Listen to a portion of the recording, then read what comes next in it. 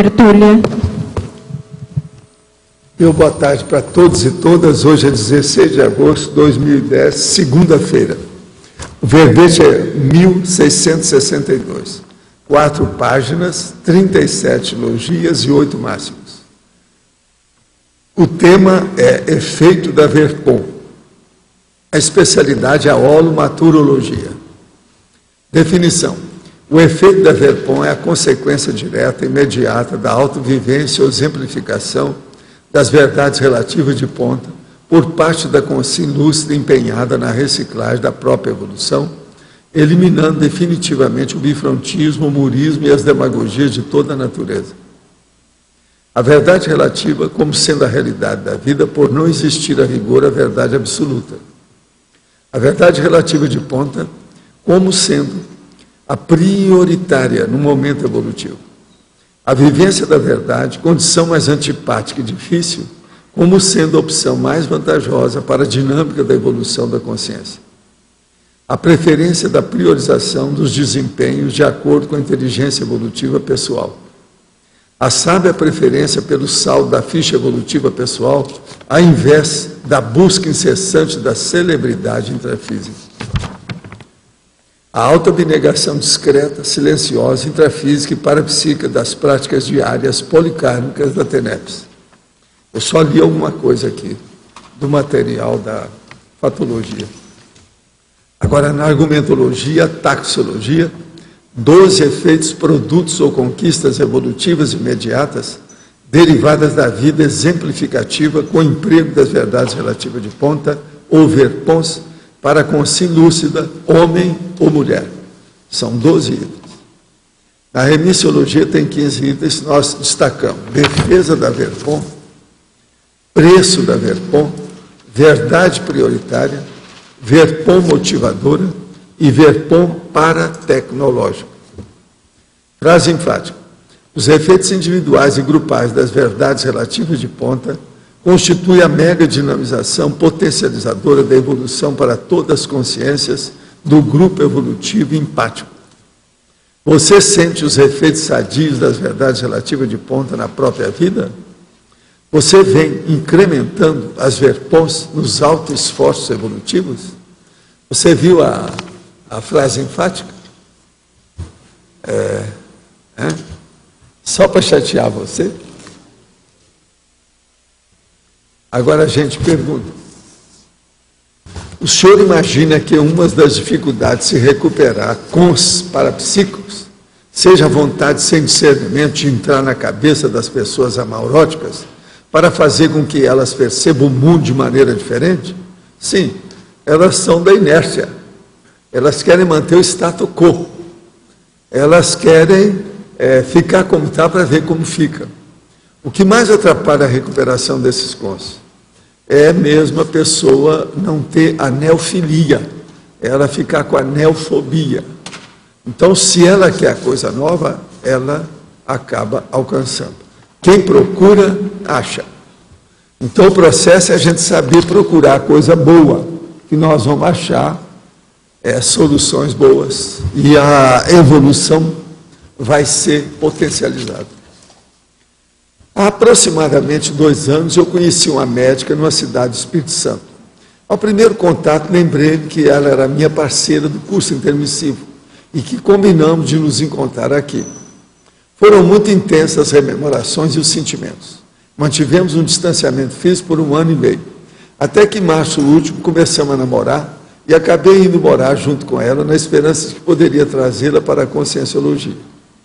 Tudo deu para trás, em 2 meses apenas. E hoje sei que ela sofre possessão. Teria sido assédio desde o início, ela se perdeu no caminho. Isso aí é difícil, teria que examinar mais para a gente dar uma opinião. Isso aí é difícil. De qualquer maneira, o processo tem um alto assédio nessa história, sério. Sempre é assim. Mas agora, saber se ela já veio e aí encontrou e deu o processo da pusilanimidade, e deu depois a semi-possessão, para depois dar um negócio maior, precisa examinar a pessoa, né? É difícil. Nós não podemos afirmar. Você está entendendo, né, a lógica? Estava ouvindo ontem, eu quero dizer para vocês que muitas dessas perguntas são de ontem, porque ontem Nós estávamos aí sobre o filme, etc. Tal. Estava ouvindo ontem o assunto sobre a falta de conciliação entre a eletronáutica e a conscienciologia. Trabalho no IAE, que é o Instituto Irmão do ITA, e testemunho que muita gente só não dá mais valor à consciência porque existe muita religião infiltrada, até mesmo na ciência. Opus Dei, evangélicos. Mesmo no meio militar, há gente interessada em assuntos avançados, mas não seguem quando chegam a um limite. Mesmo assim, os institutos de desenvolvimento e pesquisa parecem ter mais condições de entender assuntos mais transcendentes. O senhor não acha saudável falar abertamente sobre a consciência nesses institutos? Ou acha perda total de tempo? Não. Eu sou uma cobaia e um exemplo disso. Quantas viagens eu fiz ao ITA para dar curso? Eu escrevi até no COVA, que é o jornal dos acadêmicos do ITA. Ele está falando o ITA, esse aí que ele fala, o IAE, é o irmão do ITA. Então, o que eu vejo é o seguinte, não, eu sempre achei correto. Agora, veja, uma coisa séria você vai falar, se o instituto ou o local, a instituição que a pessoa trabalha, tem acadêmicos, tem universitário, tem estudantes, esses estudantes entendem e são mais livres, mais abertos para entender o processo da conscienciologia. Eu, uma vez, deixei de ir ao ITA porque aquilo estava prejudicando o andamento do trabalho deles, que estavam interessados demais na conscienciologia e estavam esquecendo de algumas matérias. E outra coisa, eu ia para lá e eu começava a conversar com eles, quando eu via, varava à noite, no ar livre. E às vezes tinha 50 alunos comigo, conversando, perguntando, e eu descascando, né, um por um. Né? Agora, o que se passa? Chegou um ponto que eles fizeram um abaixo-assinado para eu voltar. Entende? Então eu estive lá. Depois eu comecei a viajar muito, perdi o contato, não tem mais. Mas, por exemplo, tinha grandes personalidades me ajudando nisso. Inclusive, tinha um brigadeiro, que era considerado os mais sérios, mais acatados. Eu via como ele era, vamos dizer, badalado. E ele me pegava no Rio e levava até o ITA. Direto, de avião. Tudo. Isso há muitas vezes. Outra coisa, eu ficava junto dos professores, que era da patente superior, eu conversava com o reitor na sala dele, tudo de igual para igual, ele queria saber minhas coisas, o negócio todo. Fiz lá uma vez uma palestra para o início de um curso, que nós distribuímos certificado do curso lá, tudo isso. Eu fiz uma palestra que tinha mais de 400 pessoas no salão principal do ITA, e na frente assim, ó, tinha vários brigadeiros com as esposas. E outra coisa, que demorou horas, com pergunta, tudo isso. Eu tenho muita afinidade com esse povo da aeronáutica, sabe como é que é? E outra coisa, meu filho, desde pequeno, sempre gostou de processo de aeromodelo, né? Então eu também tinha contato com esse povo, acabando, porque ele foi criado com isso, é tanto que ele monta qualquer tipo de avião, ele ainda tem. Ele gosta muito hoje também de helicóptero. De tudo quanto é jeito, ele solta aí de vez em quando aqui, porque aqui tem um lugar bom. É depois do Rio, ali não tem muita coisa. Sabe como é que é? Ele às vezes vem à noitinha, assim, quando está escurecendo, já mais de, sei lá quantas vezes, dezenas de vezes já veio aí com o avião dele. Agora, então, eu gosto disso aqui, é uma boa. Se eu pudesse, eu estaria com essa turma. Outra coisa, foi lá que aconteceu o caso do Projeciologia, que os russos vieram, viram o negócio que a gente estava falando, levaram o livro para a Rússia e traduziram un petit comité a situação, o livro Projeciologia em russo. Tem entre eles lá, porque eles aceitam o processo da energia.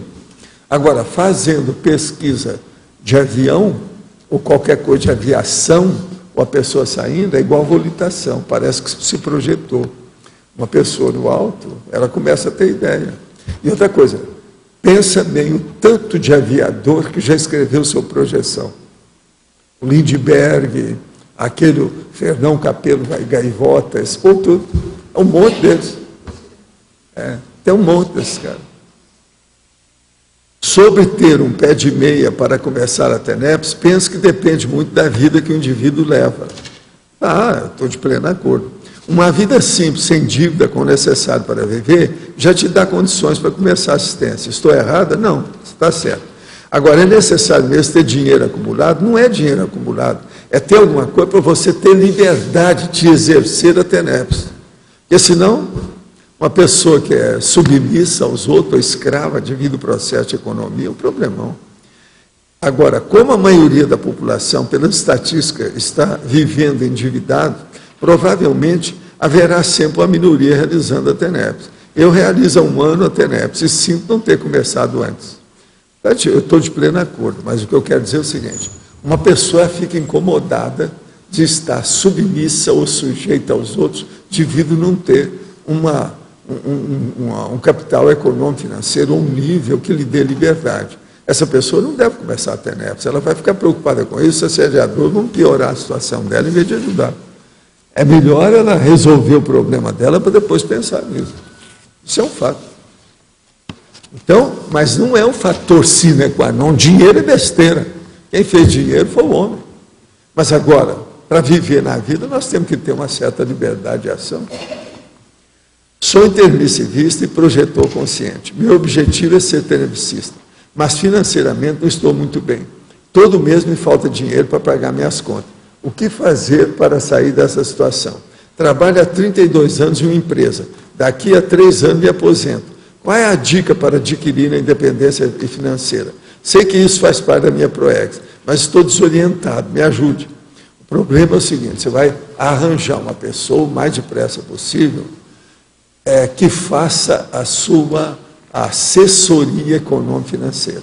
Ela vai te dar uma indicação. E primeiro você tem que fazer um levantamento. O que você tem? Seus bens, suas possibilidades, suas posses. O que há com você? Processo de patrimônio. Examinar isso tudo. E ver como é que você pode entrar nisso. Já que você vai aposentar, etc. Agora, veja, 32 anos você está numa empresa e não fez pé de meia, é esquisito. Ninguém é assim. Todo mundo tem alguma coisa. Essa sua aposentadoria, como é que é?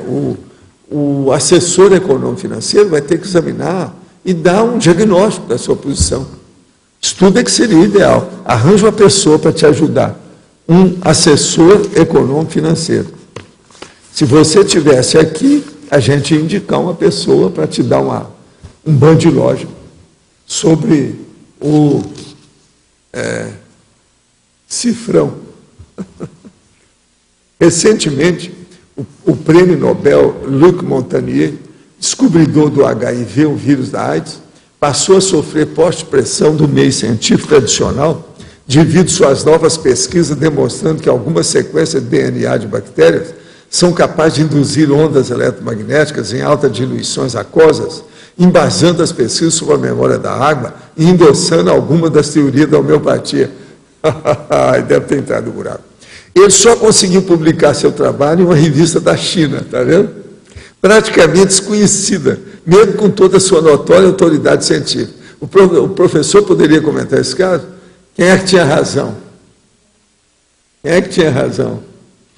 Vocês lembram da pessoa que me falou? Não entra nessa, Valdo, não vale a pena. Lembra?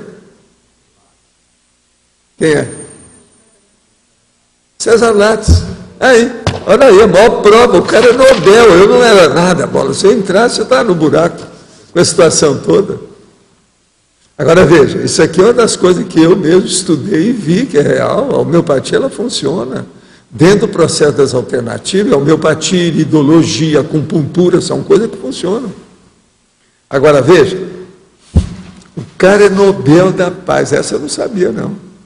É a memória da água, é aquele negócio que eu falo que tudo tem memória. Para mim, o processo é eletronótico, dentro do problema, do jeito que tem também o celular, tem a memória celular. Isso eu não admito, a memória organísmica. Agora, o problema é esse aqui, ó. É aquele negócio da diluição. Agora não é fácil, eu fiz experiência disso, Staphysagra, o negócio estava na minha mão. Eu tomei 3 vezes, 3 gotinhas, o negócio desapareceu. O que é isso? Agora, coitado, o cara é prêmio Nobel. Quer dizer, esse Montagnier é bom mesmo. Agora, o cara descobriu, vão todo mundo em cima dele. Olha o negócio que eu também falei aqui, da minha amiga lá de São Paulo, que trouxe o negócio mais avançado. Aí a comunidade toda foi em cima dela. E ela que fazia os exercícios e vamos dizer, a pesquisa de laboratório do processo de câncer de mulher. A Cida, Aparecida. Eu falei, vai para os Estados Unidos, fica lá. Porque foi lá que você estudou, pelo menos lá tem algum, vamos dizer, nicho que admite as suas coisas, porque eles estão estudando isso. Fica lá. Aqui não dá. Povo, daqui 100 anos só. Quantos anos já faz isso? Nós publicamos, ela é da época do Desobsessão. Precisa de ver que ano que foi o Desobsessão. Foi 60. Quer dizer, que já tem 50 anos por aí. Eu falei com ela, daqui uns 100 anos, pode ser que as coisas vão melhorar em São Paulo, no Rio. Agora veja, isso da Cida foi antes do nosso amigo. Está entendendo? Me falar. Agora, isso aqui é uma prova. Vocês estão entendendo, né? A situação. Pode escrever um pouco como foi a psicografia desse livro, Cristo Espera por Ti? O que o senhor sentiu? Qual foi a sua impressão quando o livro foi finalmente publicado? Não, eu não tive nada de muita badalação, agitação ou tribulação com o livro, pelo seguinte. Haviam algumas concierges que queriam fazer um romance comigo do jeito que o Chico fazia. O Chico até queria que eu entrasse nessa. Agora, o processo era só arte, fazer romance. Eu sempre achei que o processo de romance é uma mensagem pobre. Porque em vez de você fazer um romance, que você tem que explicar uma porção de coisas, mostrar personalidades, etc., colocar isso no tema, você faz uma publicação técnica, científica, direta, do jeito que eu faço, você abre o jogo todo, você não precisa estar com esses prolegômenos, ou essa moldura, ou esse excesso, entende? Você vai direto aos finalmente. Então, eu nunca dei muito valor para o processo de conto, romance, novela, noveleta, ou qualquer coisa nesse sentido, por causa disso. Eu sempre achei que era o contrário. Então, na hora que veio o processo do Balzac, era diferente, porque eu tinha ajudado na questão minha lá do Zéfiro, eu tinha ajudado a ele com os processos todos, ele sabia. Ele veio e falou assim, olha, eu agora sei das suas coisas todas, o que quer que você fez, você me ajudou, tudo. Eu estou aqui, agora eu queria transmitir uma mensagem, porque eu errei, eu devia ter levado suas coisas à frente. Ele mesmo me falou. Quer dizer, já que você acha que eu errei, por que você não me ajuda agora a acertar? Não tinha jeito de tirar o corpo fora. Você está entendendo? Então, em vista disso, eu vi muita coisa daquilo através também da pangrafia, né? E a turma me ajudou. Agora, com isso, eu vi que o negócio dele, que era muito bom mesmo para escrever, mas eu já conhecia as coisas por causa da França, eu conheço. E outra coisa, eu falei com ele, não, eu lembro de você antes dessa vida. Então, o negócio estava tudo em casa, você está entendendo?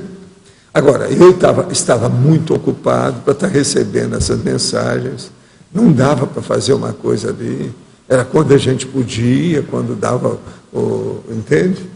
Naquela ocasião, de 3 em 3 meses, a gente saía lá de Uberaba também, eu tinha que sair. Às vezes, durante a viagem, dava certo para receber alguma coisa, mas era um problema.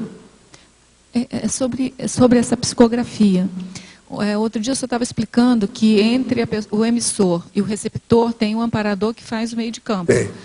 Agora, tendo em vista a sua afinidade com o Balzac, precisou desse meio de campo? Não, é porque o meu negócio com ele já entrava transmentor. Eles faziam Você isso? esqueceu isso tudo? Não, o negócio era em casa. É como se eu fosse trabalhar com um parente meu. É da família. Então, apesar... Como se fosse da família nuclear. Então, nessa psicografia não precisava do amparador fazer... Não, até um certo ponto não, porque tinha também a pangrafia que eles colocaram, isso é muito mais avançado.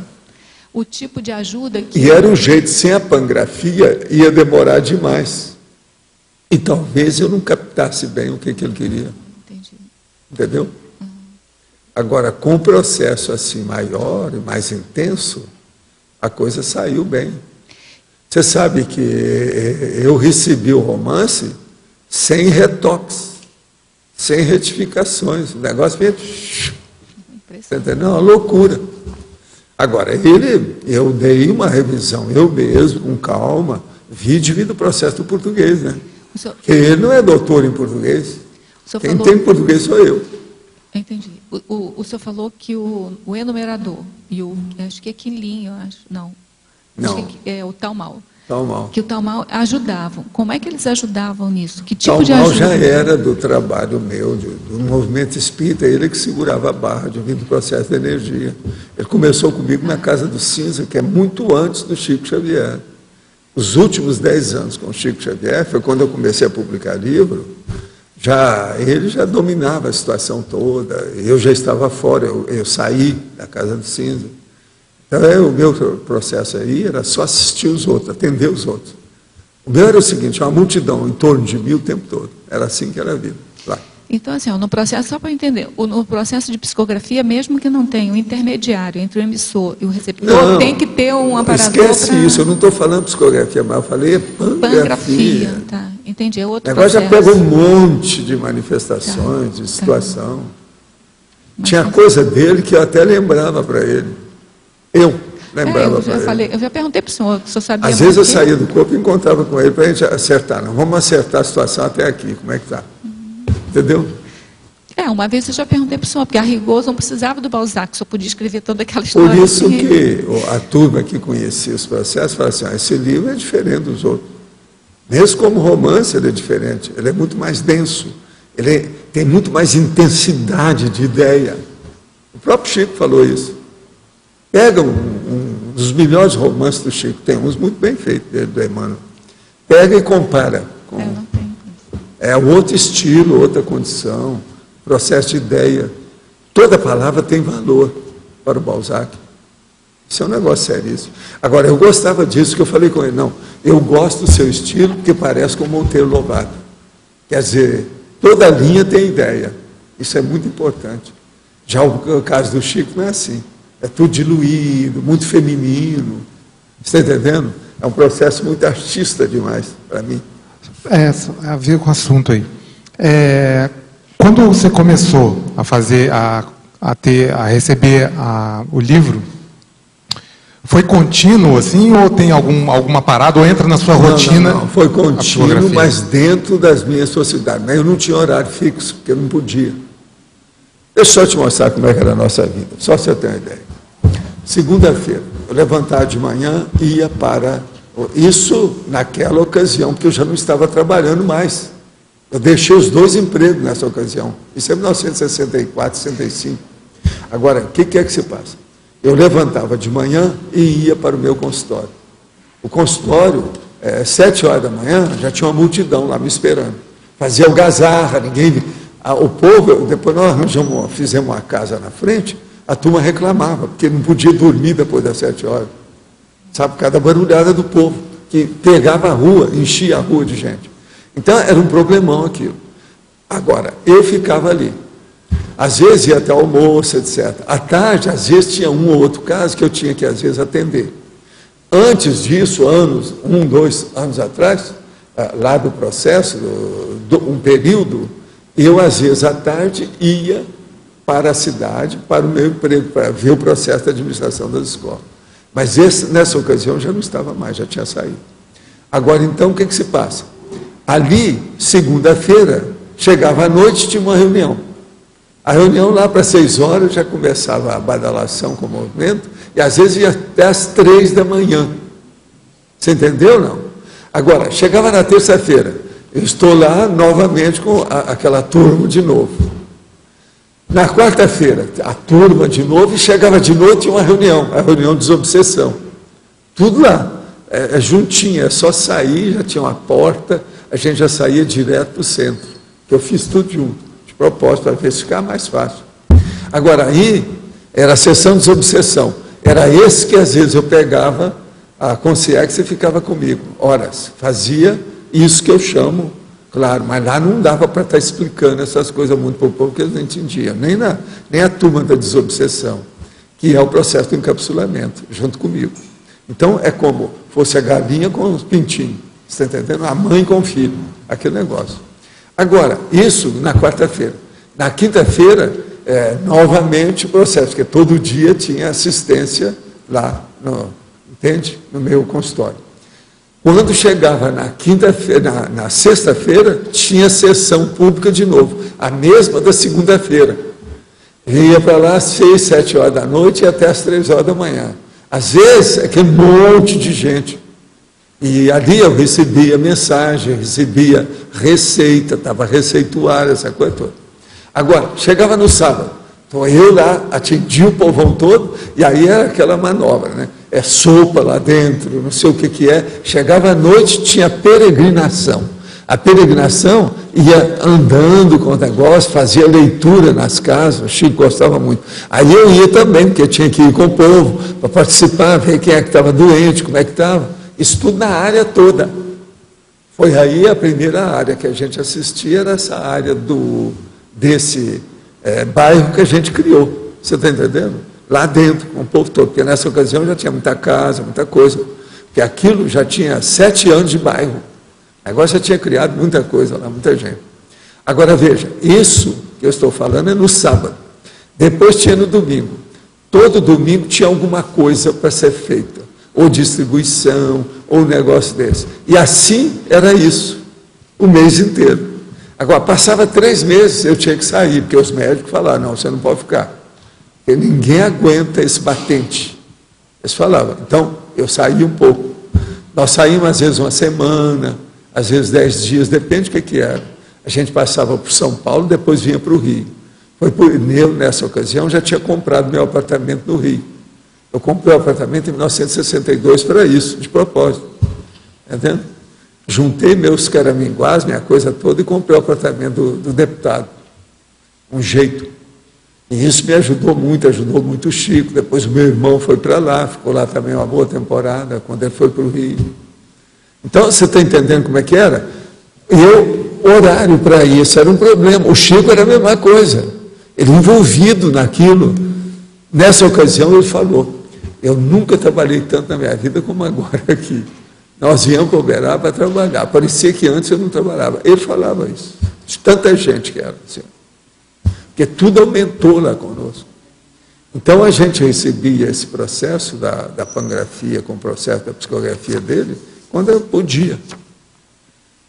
Era nesses horários que a gente lá trabalhava que deu o negócio do Sansão, que a gente colocava a música por causa dele, que ele gostava daquilo.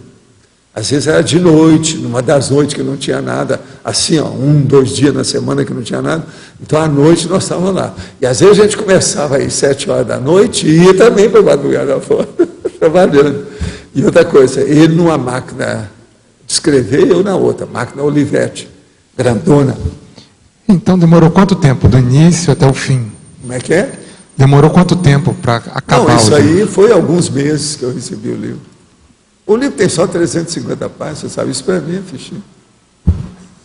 Escrever 350 páginas foi mais certo. É o que eu já falei, eu já fiz livro numa tarde, cada material que eu tinha. Isso depende do que é, entendeu? Agora, o que eu vejo é o seguinte, o livro, com o tempo, eu mesmo gostei do livro depois. Por isso que a hora que começaram a insistir e pagaram a viagem para a gente ir para ver a Europa, Estados Unidos, indivíduo Carcassonne, quando o livro foi publicado, eu topei a parada na hora. Disse, não, vamos embora, eu quero ir lá ver isso também. Aí eu já estava querendo saber. Aí me deram a coleção dos livros de Balzac. A coleção com os negócios do Paulo Rona e tudo isso. Depois eu comprei uma outra, porque teve umas pessoas que estavam querendo, acabaram levando os livros, e aquilo ficou desfalcado. Então eu comprei uma inteira no Rio depois, quando eu deixei o movimento espírita, porque 1 ano depois eu deixei tudo. Aí eu fui comprar as coisas para ver, foi aí que eu pude ler alguma coisa dele, porque ainda não sabia muita coisa. Fui ler os negócios do Paulo Rona, que eu não conhecia, ler os prefácios de certos livros que tem, feito por autores brasileiros, que eu não conhecia nada disso. Agora, não li todos os livros dele não, porque são 86 romances. Vocês olham que lá embaixo tem livro lá de alguns autores que as folhas estão coladas ainda até hoje, ninguém leu. Eu comprava os livros e ia acumulando, está entendendo? Para poder ler. Mas depois eu deixei tudo de uma hora para outra e alguns ficaram sem eu ler, eu não tive mais tempo. Tem alguns lá interessantes, muito bom. entende? Que estão ainda coladas, a folha está colada. Deve ter mais ou menos uns 20 livros desses. Tudo é sobre literatura. E mais uma pergunta. Por exemplo, já teve algum livro que o senhor recebeu e foi contínuo, assim? Conseguiu colocar dentro de uma rotina, assim? Foi, não. A maioria deles, por exemplo, os primeiros que nós recebemos, eu com o Chico, o negócio era rígido. Ele recebia em Pedro Leopoldo e eu lá, sabe? Em Uberaba. Então, pois é, não, lá o cara está explicando lá, que é aquele nosso amigo que dirigia o centro do Correio, a sede do Correio lá em Pedro Leopoldo. E ele é que acertou as coisas para o Chico mandar para mim tudo, porque quem digitava o negócio final de tudo era eu. Quem compunha o livro era eu, no fim. A Evolução em Dois Mundos, entende? O Mecanismo da Mediunidade, foi tudo feito assim. Aquilo era rígido, aquilo lá deu muito trabalho. Mas esses, praticamente, a gente recebeu isso isolado. Ele estava em Pedro Leopoldo, eu estava em Uberaba. Agora, aí nós começamos a viajar muito. A partir de 1956 até 59, a gente viajou muito. O Chico foi várias vezes a Uberaba, foi ver a minha família em Monte Carmelo, que às vezes eu tinha que ir para ver. Tem fotografia com a minha irmã de tudo. Tem o meu cunhado com o Chico, minha mãe com o Chico, minha irmã com o Chico, tudo. Ele gostava de tirar fotografia, gostava demais da mamãe, né? Então ficava tudo lá, junto, etc. Tem um monte de fotos desse povo. E a gente ia lá muito. É tanto que depois eles fizeram até um livro em Monte Carmelo, né? Chico Xavier e Monte Carmelo. Vocês lembram que uma vez eu mostrei aí para tudo? É porque nós fomos muitas vezes a Monte Carmelo. Ele queria ir para ver as coisas. O negócio era importante, no caso, aí para ele. Eu só fiz aqui 3 coisinhas. O mais está tudo muito bem. Está ótimo, está bem feito. Aí eu só dei umas dicas, qualquer coisa, se você não entender, você me fala. Mas você está entendendo, então, a situação aí, como é que era a minha barra, como é que era pesada? Eu só quero entender mais uma parte a respeito disso também. Facilita ou não quando a coisa é mais rígida, assim, mais direta, ou quando quebra? Não, é sempre bom quebrar. Para quebrar a rotina. A rotina, ela pode ser estagnante. Se você não tiver cuidado, você fica tudo igual, tudo igual, tudo igual, tudo igual. Isso não é bom. De vez em quando tem que ter. Agora, você não precisa de procurar quebrar a rotina. Se você trabalha muito, o seu próprio trabalho vai quebrar a rotina. Aquilo é inevitável. É aquilo que eu chamo de dia atípico. Eu mesmo querendo aquilo, não dá para fazer a rotina. Tem um dia atípico. Agora, por exemplo, os dias atípicos, o povo ainda não sabe isso. Precisa estudar o processo da sincronicidade. Tem sincronicidade que é muito engraçada. Por exemplo, o povo tem dia que fala assim. Não, tem dia que eu levanto que tudo dá para trás. Tem outro dia que eu levanto que tudo dá certo. Isso é por causa da sincronicidade. Isso é real. Isso ocorre. Até comigo, com tudo quanto é energia, e tudo meu que é assim, maquinal, mecânico, automático. Você está entendendo que é pior do que o monk. Mesmo assim, ocorre. Não está na sua mão. Então, é uma coisa esquisita. Outra coisa, tem um dia que o processo da tipicidade, ele não vai alterar muito você, mas ele vai trazer conotações diferentes. Isso é só você tem que estudar. Essas coisas ainda não foram bem estudadas. Eu ainda quero fazer verbete sobre esse assunto. Eu ainda não cheguei lá, não. Preciso chegar. Mas, por exemplo, deixa eu só explicar uma coisa. Tem um dia que vai acontecer com você, você vai notar que é atípico devido às ocorrências, mas nada vai mudar com você. Mas, por exemplo, tudo que você esperava acontecer, está acontecendo com um ponto a mais. Você estava querendo receber um negócio, você recebeu um negócio maior do que aquilo. Você estava querendo ver uma outra coisa, você vai receber uma coisa superior àquilo. E por aí vai. Isso o dia inteiro. Você conta depois, tem 6 coisas que aconteceram assim. Agora, eu fiquei pensando nisso. Eu falava o seguinte, será que isso ocorre devido aos amparadores? Devido ao meu trabalho? É o FIEX? Não é. E outra coisa, já teve um dos nossos amigos que me esclareceu aí, um dos amparadores, falou, isso não é. Isso é da própria vida mesmo e o problema da circunstância de confluência. A hora que vem aquilo que conflui, há uma convergência dos processos. Quando o holopensene faz a convergência, o negócio vem. Agora, por isso que essa convergência ela pode ser negativa e pode ser positiva. Vai depender da pessoa que é o móvel. Ela que orienta disso, por causa do processo da ideia, da vontade e da intenção. Então, pode acontecer o processo do diatípico negativo e do diatípico positivo. Esse diatípico positivo, ele acrescenta tudo a mais.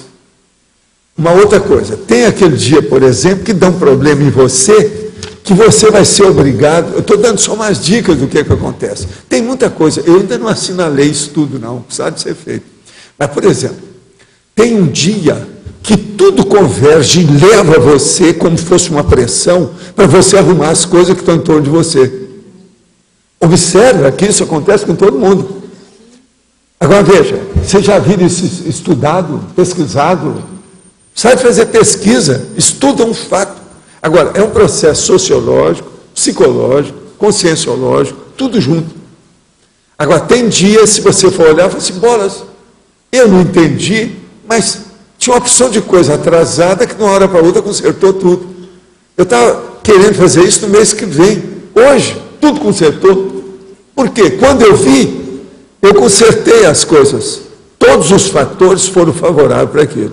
Você entendeu ou não? Então, essas coisas nós temos que começar a estudar. Que é o processo do holopensene, que são os dados do holopensene. Agora, veja, o holopensene é que explica isso, viu, João? O holopensene é egrégora. Egrégora é uma coisa que roda e que não permite entrar nada novo. Se for possível, joga tudo fora. É como se fosse um processo de centrifugação. Você está entendendo? Então, o holopensene é que cria isso. Nós temos que estudar por que é isso. Agora, por isso que eu chamo que a base disso, durante muito tempo, o povo estudar como sendo egrégora. Egrégora é um troço da antiguidade. Em parte, eles tinham razão. Que cria aquele ambiente que segura. Por exemplo, essa processo de segurar, Rosa, viu, Arlindo, que eu estava falando para vocês, que lá em Esparta era isso. Atenas não era. Você está entendendo? Então, por exemplo, o holopensene de Esparta era de concentração do processo, de estagnação, é a chamada inércia. Você está entendendo? Já Atenas era de renovação, é da ideia, da racionalização, de ficar no ideal, no melhor, no avançado. Você está entendendo? Na priorização. Muda tudo, é renovação, é reciclagem. Faz sentido falar em convergência estática, convergência dinâmica? Faz sentido isso? Até um certo ponto. Mas é que, vamos entender bem, a convergência, a tendência dela lá no fundo, ela faz uma convergência de estagnação num ponto. A gente tem que ver, a mais ela é estática. Mas agora veja, na hora que começa a dinâmica, se desfaz o processo. Senão a pessoa vai pensar, fala, não, você está fazendo uma convergência para um ponto só, aquilo fixa, faz uma fixação, não vai sair dali. Mas não é, aquilo cresce. Aí é que vem a espiral com um ponto acima. Você entendeu como é que é? A espiral, ela está no ponto da fixação, nós estávamos falando. Então o holopensene, ele tem que estar agitado, mas para maior. Tem que subir. Você está entendendo? A espiral evolutiva. Agora aqui, eu acho que aqui eu já falei mais ou menos as coisas do Cristo Espera por Ti, que o nosso amigo pediu. Agora, o processo é a pessoa estudar o livro. E hoje tem a facilidade também de acrescentar, enriquecer, através dos estudos do professor Osmar, que vale a pena ver o livro dele, os dois livros dele. Em que veículo de manifestação da consciência se instala a moral? A moral mesmo, seriamente falando, ela vem pelo mental soma. E o mental soma é de vida de discernimento. Moral, por exemplo, se você for olhar apenas pelo lado afetivo, emocional, seria o psicossoma. Isso é coisa de bicho. Então, por exemplo, o macaco, que ainda tem muita irracionalidade, estou falando do macaco que é mais evoluidinho. O que acontece? Ele ainda tem o processo emocional, ou moral, ou ético dele, da macaca tomar conta do filho, aquela coisa toda, na base instintual, que é o processo mais do chakra umbilical. Então, o problema subcerebral ainda é muito baixo.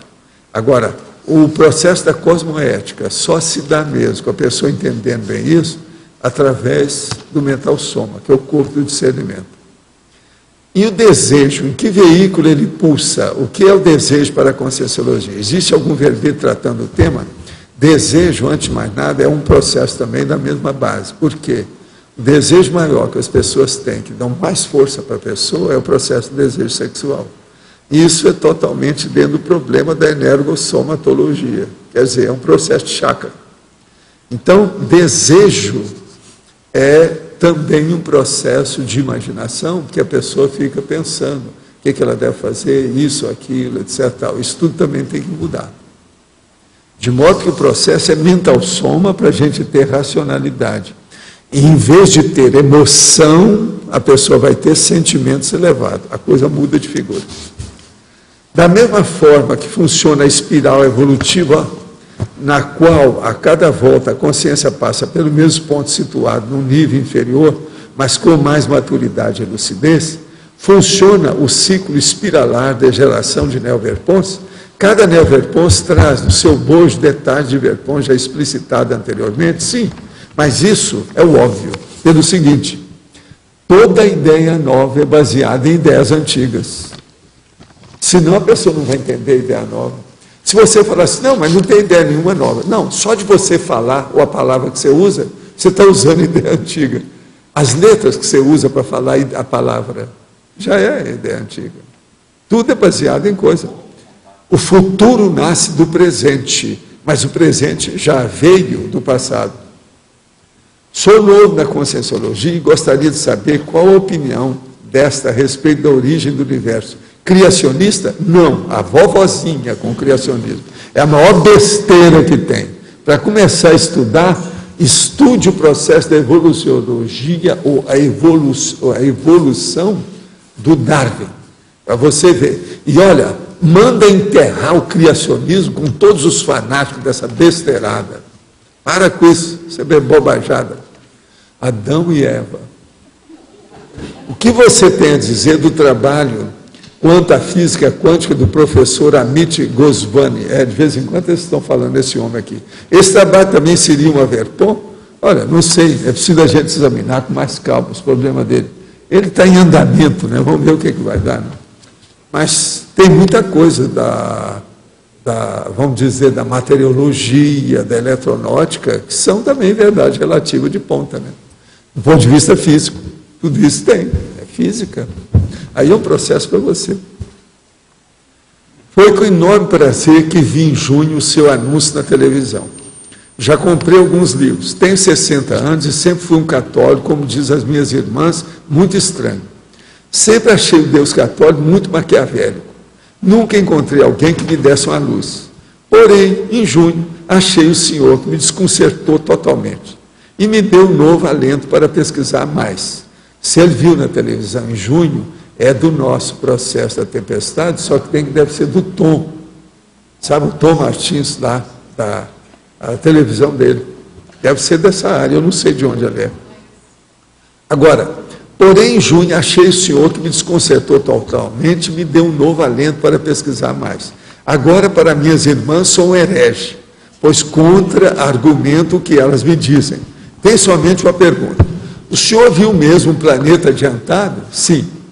Se na minha próxima vida eu pedir para nascer um planeta onde o mundo não seja tão violento como esse, eu poderei? Não. Sou obrigado a ressomar nesse planeta? Sim. A gente só deixa esse planeta depois de dominá-lo. Senão, se você tiver algum mérito ou pelo seu serviço de assistência tiver necessidade, eles podem pegar e te dar uma colherzinha de chá que chama extrapolacionismo, levando você para ver uma outra humanidade um pouquinho mais avançadinha. O mais até lá é você ver filme de ficção científica. Numa tertúlia anterior, o senhor disse que algumas mulheres que vieram para o estigma da beleza não têm saída. Não adianta querer se disfarçar, pois a esterilização das energias pelos poros da pessoa denuncia sua paragenética, sua força presencial. Nesse caso, se o disfarce não é efetivo, como superar esse gargalo? E ainda, o senhor poderia definir ipsis literis, a expressão de sua autoria, mulher derrubadora de homens? Essa é mais uma que está aí implicada com o negócio. O caso todo é o seguinte: uma mulher desse jeito é aquela mulher que é atraente. Atraente quer dizer, em geral, ela é uma mulher sexy, curvilínea, geralmente muito inteligente, com muita força presencial, e ela exterioriza energia por todo lado. Ela não é só derrubadora de homem, ela perturba o trabalho dos homens. Tem mulher bonita que, se entrar de qualquer maneira muito produzida num determinado ambiente, todo o trabalho daquela repartição, daquele escritório, do lugar que ela trabalha, vai por água abaixo, principalmente se tiver homens. Mas mesmo se tiver mulher, quase sempre ela derruba o trabalho. Então, essas derrubadoras de homens são também, vamos dizer, atravessadoras e estagnadoras de trabalho, se não souber mexer. Então, quando a mulher é assim, ela tem que fazer a camuflagem, ela tem que se disfarçar. Então, é bancar a secretária, arranjar um óculos, mesmo que seja só de vidro, sem nada, é fazer um coque atrás, arranjar uma roupa, como eu falo, cor de carroça disparada, a roupa, para ela ficar diferente. Qual que é a cor de carroça disparada? Por exemplo, não, essa sua blusa, a calça do João, olha a calça do João, ó, vocês aí, focam a calça do João, que ela é tipo, olha a calça olha lá, dela, olha lá, é cor de carroça disparada. Aí tem vários nomes para isso, é cinza, cinza claro, cinza não sei o quê, bege desmaiante, tem vários nomes, né? Não, bege desmaiante. Tem vários desses. Entende? Isso tudo é cor de carroça disparada. Pois é, mas isso faz a camuflagem. Por exemplo, ela está fazendo camuflagem até um certo ponto, olha lá, ó. A moça bonita dessa é um problemão. Agora, ela tem saído bem, com calma, ela é muito séria, estuda muitas coisas. Não, antes de você, ela já era uma cabeça nessa história. Isso aí é muito viva. Agora, estudo, a gente tem que estudar, né? E ver como é que é. Agora, nesse caso, se o disfarce é efetivo, como superar? Não é efetivo, como superar esse gargalo? Não, o disfarce é efetivo. A primeira coisa, olha o jeito da mulher falar. Primeira coisa, também séria, a mulher deve arranjar assuntos que sejam sérios, porque assim ela descarta os homens todos perto. Se ela começar a rir, pronto, não adianta nada. A pessoa está lá, cheia de energia, começa a rir sem parar dos homens, qualquer coisa, ela alicia todo mundo. Ali, se não tiver cuidado, os passarinhos vão para perto dela, cachorro, gato, tudo vai por causa do processo de energia. Agora, só para embolar o meio de campo aí da nossa amiga, eu poderia falar assim: você já pensou, e se ela tiver um macrosoma? Vocês já pensaram? E é o que tem. São essas que eu andei estudando. Essas que eu andei estudando, com a opção de coisa. Foi essas que eu vi os processos de Hollywood. Está entendendo? Vale a pena estudar o negócio. Outra coisa, quando eles me convidaram para ir em Vegas, para assistir lá uns pacientes, eu quis ir também por causa disso. Não, eu quero ver, porque eles falavam que em Las Vegas é que tinha tudo quanto os mulheraços da paróquia no mundo inteiro. E realmente eles tinham razão. Na época que eu fui, que nós ficamos nos lugares mais ricos, junto com o povo, você tem uma ideia, onde tinha o cara que era um dos mais ricos do mundo, né? Que era o aviador. Eu fiquei lá, naquela ocasião, o Santos, que o Santos era dele, lá com o povo entende? Frank Sinatra, máfia, não sei lá. Valdo, mas uma mulher, por exemplo, uma atriz dessa, pode ter um macrosoma com esse objetivo de ser mais atraente? Ela tem por isso, para resolver as bobagens que ela fez. E o macrosoma, então... Ela sustém. Sabe aquele negócio que fala que a hora que está o juiz, então que o cara faz uma intervenção, ele fala assim, sustém, quer dizer, mantenha. Isso. Você está entendendo como é que é? Em inglês é sustain. Aquele negócio né? Não, fala, continua.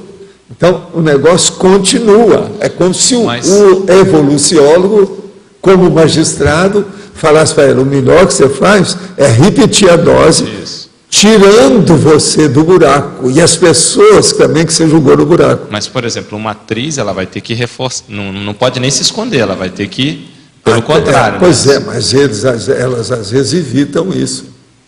Por isso que eu falo, o melhor é ser secretária, não é ser artista. Secretária de óculos, de coque, roupa de homem, daquela de executiva e cor de carroça disparada. Agora, tudo limpinho. Daí é a fórmula. Tudo limpinho. Entende? É o jeito. E outra coisa, mesmo se ela for solteira, ela colocar uma aliança do lado esquerdo, que ajuda. Que é a técnica que nós já demos, essa técnica para a turma da INVEX. Você sabe que tem muita moça.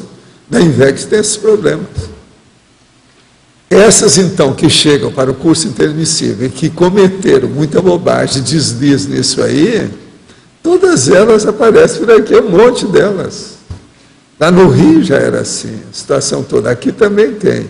Observa o nosso povo. Quem tem razão é o Paulo. Seu povo é muito bonito, é diferente dos outros. Isso é ele. Fala assim, olha, não fala isso não, nós temos 75 etnias aqui em Foz. Tem muita gente. Não, é 75, o que é que eles falaram? Tem mais um. Quando se faz necessário um campus de conscienciologia? No caso do Brasil, seria interessante ter um campus por estado? Olha, se fosse possível, a gente teria um campus por cidade, não é isso? Vamos ver o que a gente faz, mas não adianta, tem que trabalhar muito. Sempre percebi forte aumento de temperatura e calor intenso ao trabalhar as energias.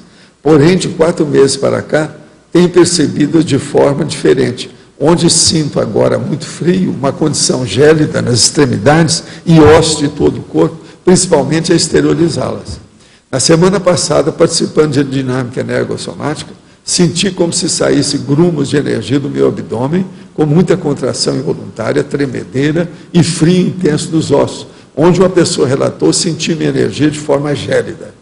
Desde então, isso vem se intensificando e estou tendo que me acostumar com essa nova situação.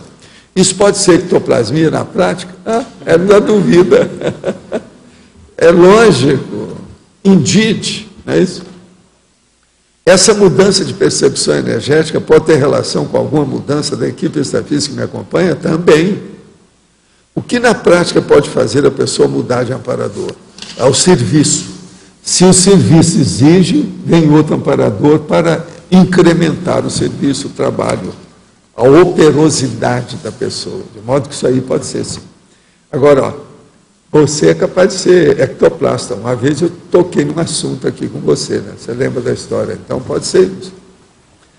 Na exemplologia, um efeito da Verpon grupal é a Max Proex policármica. Você quer falar isso? Seria bom você falar. Isso aí está na sua área. Quer saber, Verpon grupal e Max Proex policármica.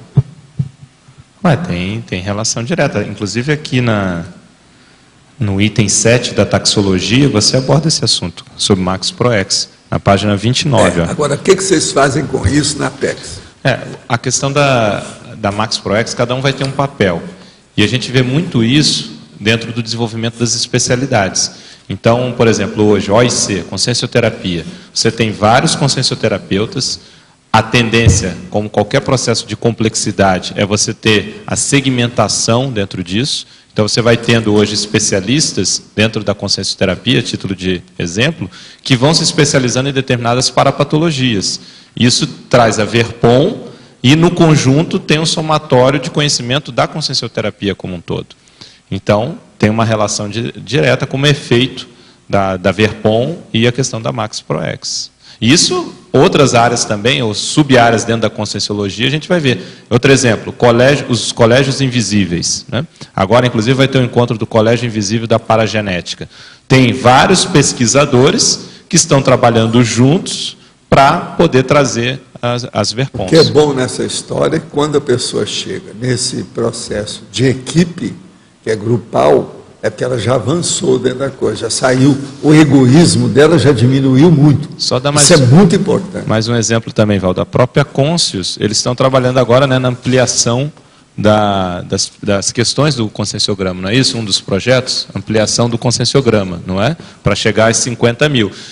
As 50 mil questões, que você sempre colocou que seria o ideal. Então, veja, são vários conscienciômetros trabalhando junto. Isso é Max ProEx e Verpom. Eu sempre falei que isso aí não é tão difícil. Só de pegar as profissões já dão milhares.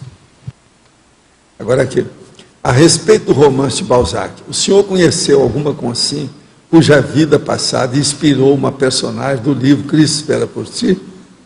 Ela tinha rememorações dessa ressoma? Não, é um monte de gente que acha que foi isso, que foi aquilo, mas eu não sei nada, não. Até o momento, eu sou ignorante total.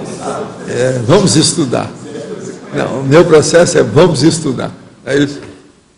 Sou empresário e declaro apenas 50% do faturamento de minha empresa, pois acho que trabalho duro, gero emprego, a carga tributária desse país é um absurdo e o dinheiro que recolho com o pagamento dos meus impostos são utilizados de maneira inadequada pelos governantes. Na sua opinião, meu nível de cosmoética é muito baixo? Sim, 50% de baixo. Não há dúvida. Eu acho que a pessoa não interessa se os outros não trabalham direito. Mas você tem que seguir a lei que está aí, que é a lei dos homens, direitinho, tudo certinho, tudo riscado para ser cosmoético. Agora, se eles empregam dinheiro errado, o problema é deles. Isso é deles, mas você não está empregando o seu errado. Outra coisa, não mande dinheiro para o exterior, que isso também é uma coisa totalmente desonesta e não é correto. O Brasil precisa ainda de muita gente para melhorar isso aqui. Se a gente nasceu aqui, vamos dar um jeito. Agora, não pode fazer igual o judeu, que o judeu não tem país nenhum, não tem Estado nenhum, nem Estado de Israel, muitos nem vão lá. Então o processo ele tem todo, ele está onde o dinheiro manda, quer dizer, isso não é o ideal.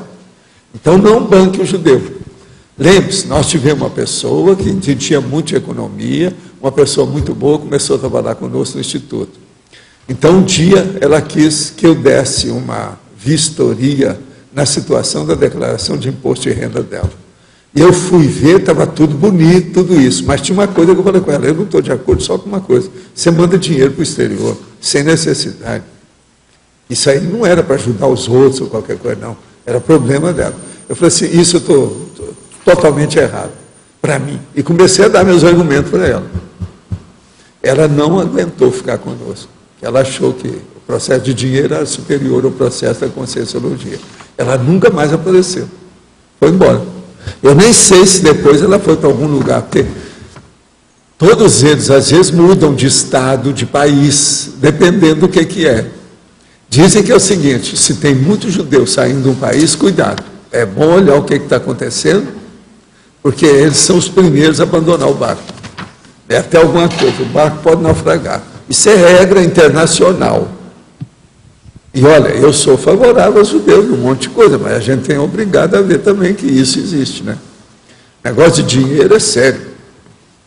O que acontece quando a gente coloca o nome de uma pessoa na TENEPS e depois de um tempo ela muda de endereço? Como fica a assistência? O senhor poderia falar um pouco? Olha, isso aí depende. A TENEPS, às vezes, é ajudada pontualmente, quando a pessoa pediu, durante aquele período. Às vezes vai ter um período que já passou, ela foi assistida. Aí, qualquer coisa que tem, é pedir de novo se tem outro problema, se a coisa avançou, etc. Agora, ó, o nosso amigo Chico, que é o Francisco Malmo, está falando aqui. Informo que essa semana termina a edição final das outras cenas da apresentação do filme em Gramado, bem como detalhes da equipe que se deslocou até o festival. Eu quero ver o povo que passou no tapete vermelho, quero ver minha mulher que passou lá, o povo e tal. Então ele vai mostrar ainda esse filme que ele está compondo ainda. Agora, eu quero ver aqui para vocês que o Antônio Petic, lá de Curitiba, mandou aqui uma comunicação que eu vou passar para vocês. Eu vou ler tudo que ele está falando. Aqui em Curitiba haverá o primeiro simpósio de interassistenciologia nos dias 21 e 22 de agosto. Quer dizer, é daqui 5 dias. Próximo final da semana. Serão diversas conferências sobre o tema TACOM, TARES e TENEPS. Haverá apresentação de TENEPS, Frederico Gané, Max Dissidência, Marcelo da Luz, Consciência Terapia, Marco Antônio, além de mais 11 artigos de todo o Brasil selecionados sob qualificação interassistenciológica. Convidamos a todos para participar. Olha, o senhor simpósio esse aqui, vale a pena mesmo, realmente muito bom. Gente, os dias, eu vou repetir, 21 e 22 de agosto, é daqui 5 dias. Valdo, Sim. você tinha falado aquela questão de Atenas e Esparta, que eu montei aqui um esquema, não sei se concorda. Você falou que Atenas é combinação, né? Combinação É um instinto de combinação. ela sabe viver com as E diferenças. Esparta é um instinto de inércia. Isso não sou só eu, o Pareto falou isso, Mas o nosso amigo aí, o francês, falou. Eu deduzi que combinação é saber viver com as diferenças, abertismo e racionalismo. Isso, Quer dizer, está certo. Tá a certo. Esparta é inércia, é conservantismo, dogma, E é o domínio, o processo do belicismo, fechadismo militarismo, e manutenção da verdade. Dogma é a é o guerra. conservantismo. A guerra é do Por exemplo, os Estados Unidos, o que ele é? Esparta. Então, mas Totalmente Esparta. O Não fechadismo- tem Atenas nos Estados Unidos. O Você vê que lá eles têm até dificuldade de filosofia. Filósofo americano, não é lá grande a coisa. inércia leva ao fechadismo, ao dogma que leva à guerra. Dogma é que provoca a guerra, porque a verdade é é absoluta. isso, você está certo. Talvez é isso. Não A sua convergência das ideias está bem clara. sei. Isso Agora, foi veja, isso é do Pareto, tá? Chatelet, do Começa Pareto, por aí. esse é do Ele é Pareto. que chamou mais atenção dessa situação. Agora, aqui outras perguntas. Eu estou respondendo as perguntas porque ontem não deu tempo, tá?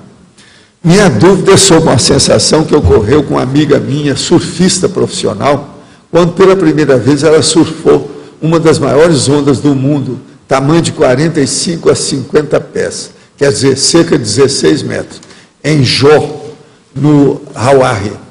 Rebocada por um jet ski, ela desceu a onda toda em alta velocidade, sentiu como seu corpo não estivesse mais lá, como se tudo ficasse em câmera lenta, deslizando pela onda toda em alta velocidade, como se estivesse flutuando.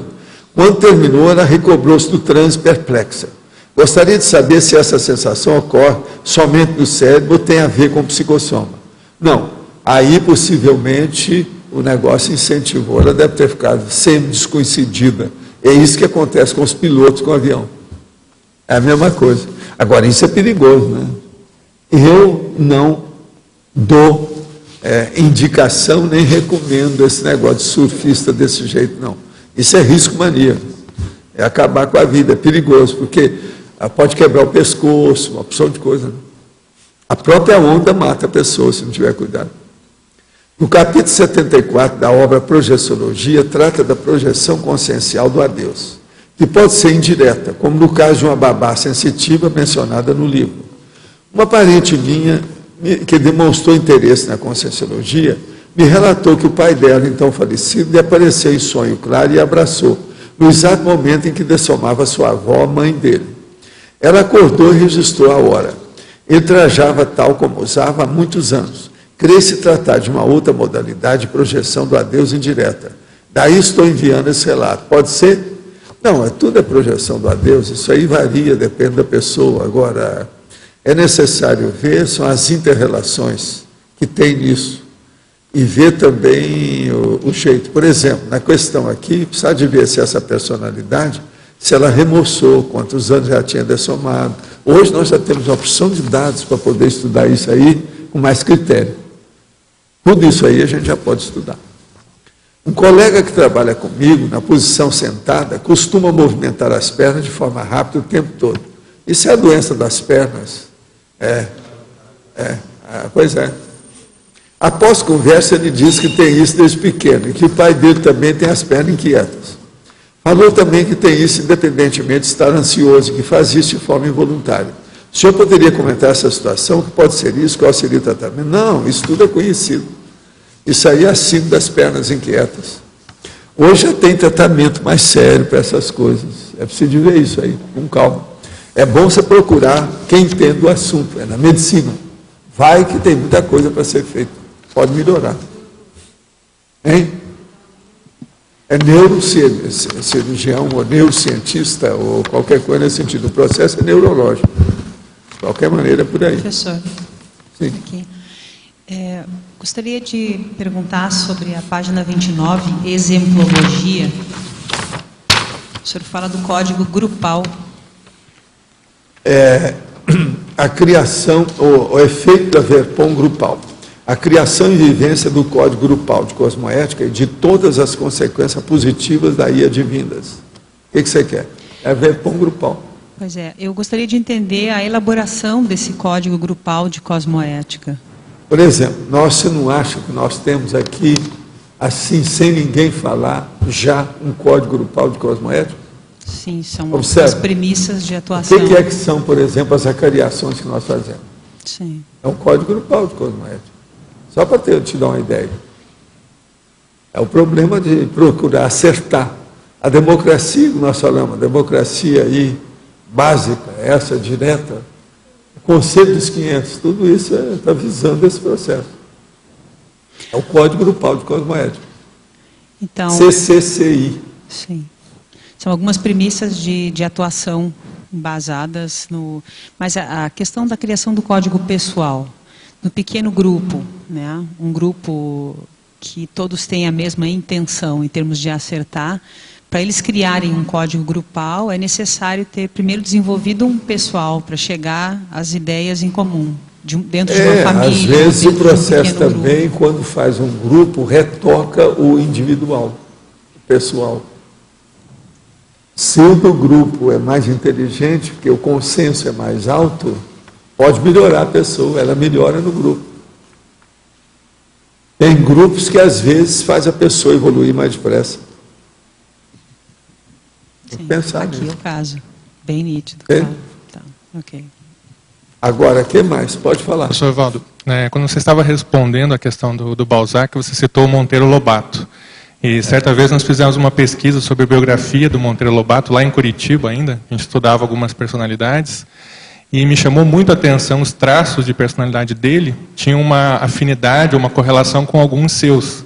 Principalmente em termos de temperamento, Não, ele manifestação. era um cara determinado. Isso, aquela determinação javalínica, né? Mas aquele mesmo assim empreendedorismo. ainda fez besteira, né? Tinha umas bobaginhas na vida. Tinha alguns dele, excessos, né? Alguns radicalismos. Mas naquela época Agora, já tinha uma hipótese de que ele tinha muita o negócio, relação por exemplo, do com o seu grupo. petróleo foi uma coisa seríssima. Ele defendeu o negócio do petróleo do Brasil, as coisas todas, e ninguém o via. Sim.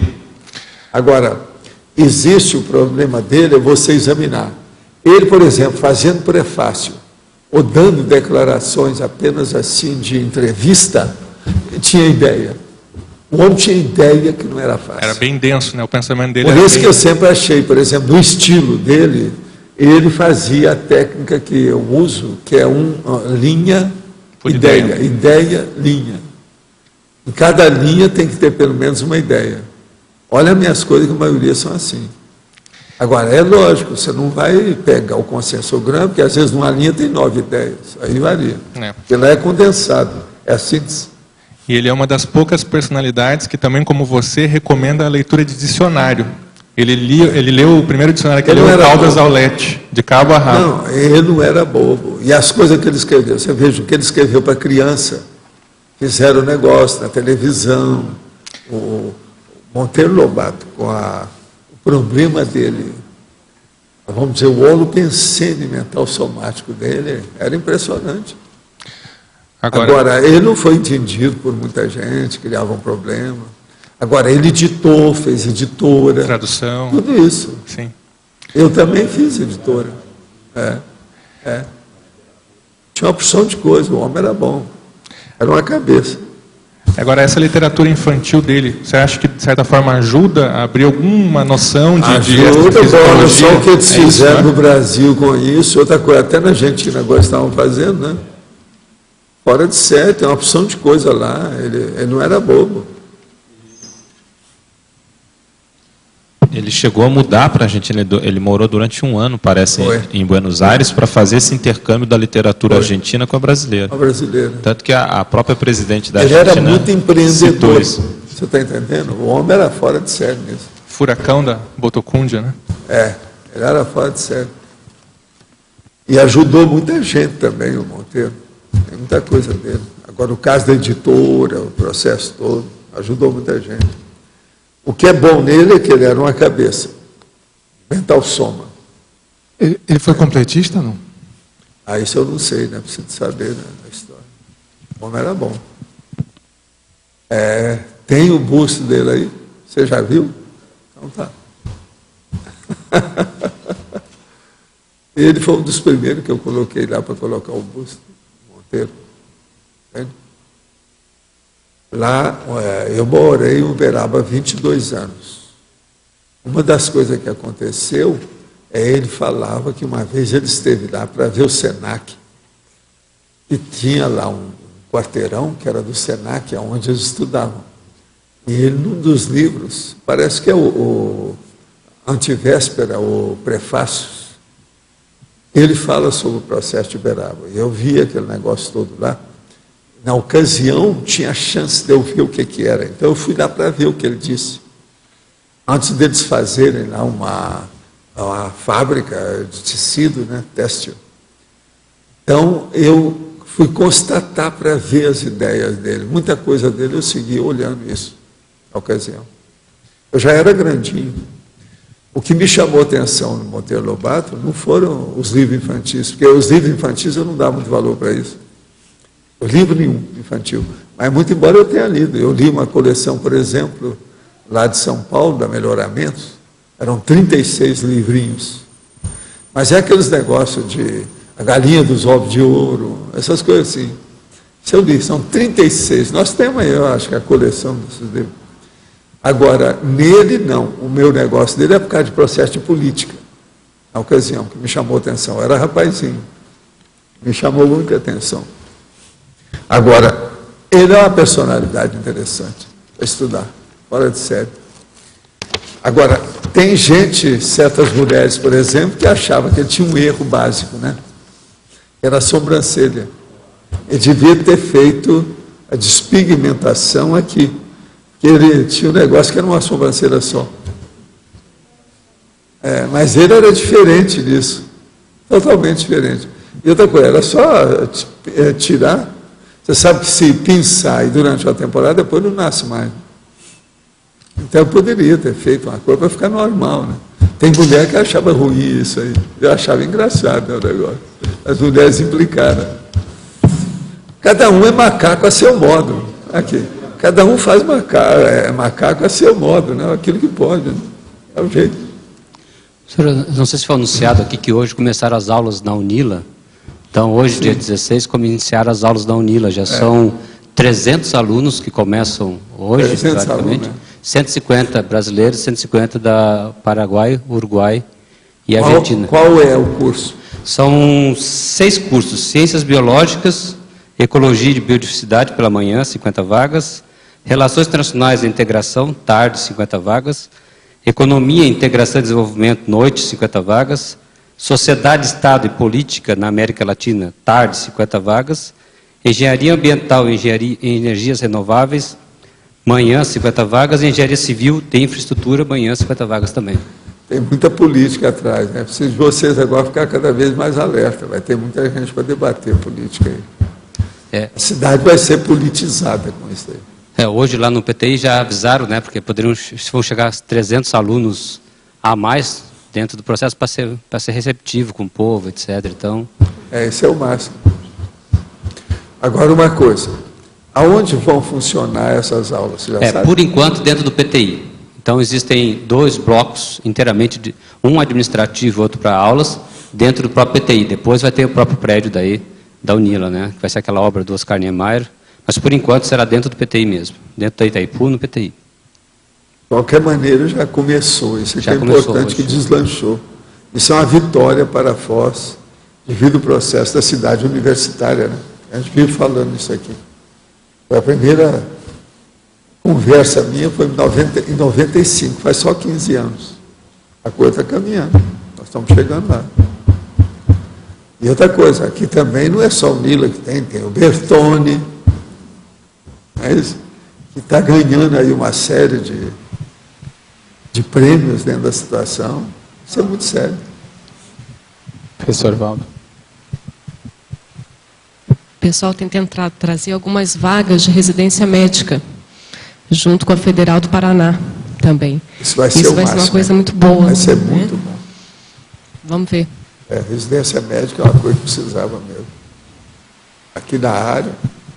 Pode Seu falar. Laudo, aqui na ciclologia, quando o senhor fala da captação do valor do ciclo multiexistencial pessoal, o senhor está falando aqui da colheita intermissiva ou tem algo mais aqui no A CMP? captação do valor do ciclo multiexistencial pessoal. Você sabe o que é o ciclo multiexistencial? Sim. Que é a pessoa o seguinte: quanto tempo você demora para ressomar de novo? Então, esse ciclo é que manda. Agora, o que nós falamos aí desse ciclo, geralmente, a pessoa, quando ela se torna uma unidade, que é uma mini peça dentro do maxi-mecanismo assistencial, quem orienta isso é o maxi-mecanismo. Então, esse ciclo, ele se torna muito mais produtivo. Então, a captação do valor do ciclo. A pessoa tem que entender isso aí. Qual o valor disso? E uma boa parte das pessoas não dão valor para isso. Porque eu sei, porque durante muitos anos eu dei o curso avançado que eu falava na preparação da próxima vida, aonde a gente falava no CMP, ciclo multiexistencial pessoal. Entende? Agora, dentro do contexto do efeito da Verpon e associado com o ciclo, ainda não ficou claro para mim. Qual é essa associação? Porque o ciclo CMP é uma das grandes verpons que o mundo precisa, que todo mundo aqui não leva isso a sério. Entendi. Por isso que eu dava, era uma aula extra que eu dava no curso avançado, que ninguém sabia. E é muito importante você pensar que você tem que saber de quanto em quanto tempo eu tenho que renascer. E por quê? Você tem que pensar nisso. É o grafo pensene. É fixar isso na sua memória. Isso vai ajudar você para as próximas vidas todas. É muito importante. Agora, acaba com todas as bobajadas de religião, de fanatismo, de excesso. Aquele povo que chega e fala que vem aqui, não. Eu tenho essa vida, eu estou ajudando os outros e vou furar o céu. Não volta aqui mais. Não existe isso. Tudo é besteira. Tem que ver o ciclo multiexistencial. Outra coisa. Não adianta também, igual que algumas religiosos falam, não, 50 e 50 anos você vai renascer. Não é assim. Isso varia infinito. Uma pessoa ela pode ficar mais tempo sem renascer e pode estar na baratrosfera. Outra pode ficar mais tempo sem renascer e estar em comunexo elevado. Então, depende do trabalho do maxi-mecanismo assistencial. Eu passei 214 anos sem renascer. Foi a primeira vez. De tudo que eu lembro, eu nunca passei tanto tempo. Quer dizer, ainda bem, né? Eu não estive na baratrosfera há alguns séculos. Entende? Entendi. Pelo menos que eu lembro. A gente não sabe. Professor, sobre o Confort, eu gostaria de entender a origem. Quando o senhor se deu conta da importância da forma na transmissão das ideias, do pensamento, da questão didática? Não, isso é antigo. Quando É da começou? época dos egípcios. Do Egito antigo. Mas nessa vida especificamente, o senhor quando começou a trabalhar com essas ideias já tinha Mas isso? eu penso bem o meu processo chinês. Sim. Na China você estuda o problema da forma de uma maneira absurda. Devido ao processo dos símbolos, a situação toda que tem os engramas. Está entendendo? Entendi. Agora, o caso que me pegou mesmo, que parece que das coisas que eu lembro, é o Egito. Egito antigo. Isso é que me pegou. Tá. Agora, o processo todo aqui de lá para cá, né? Você vai mudando de lugar, muda de linguagem, de linguística, da língua, o idioma, há viagens. Você começa a mexer com 2, 3, 4, 5 idiomas. Sim. Porque o senhor... Eu, para o projeciologia, eu estudei 20 idiomas. Eu não domino os 20 idiomas, não. Sim. Mas quebro o galho daquilo que eu preciso. Você está entendendo? Mas era o jeito, foi o jeito que eu vi que ia fazer. Porque o senhor foi afinando, detalhando e elaborando mais o aspecto formal, comparando com os livros até... Não, e você vai fazendo o seu idioma. Tá certo. Porque, na verdade, o processo do estudo de uma língua é você usar a língua dentro da sua, vamos dizer, a sua linguística pessoal, que é o chamada estilística individual da pessoa. Entende? Então, com o tempo, a língua, ela se submete ao seu estilo.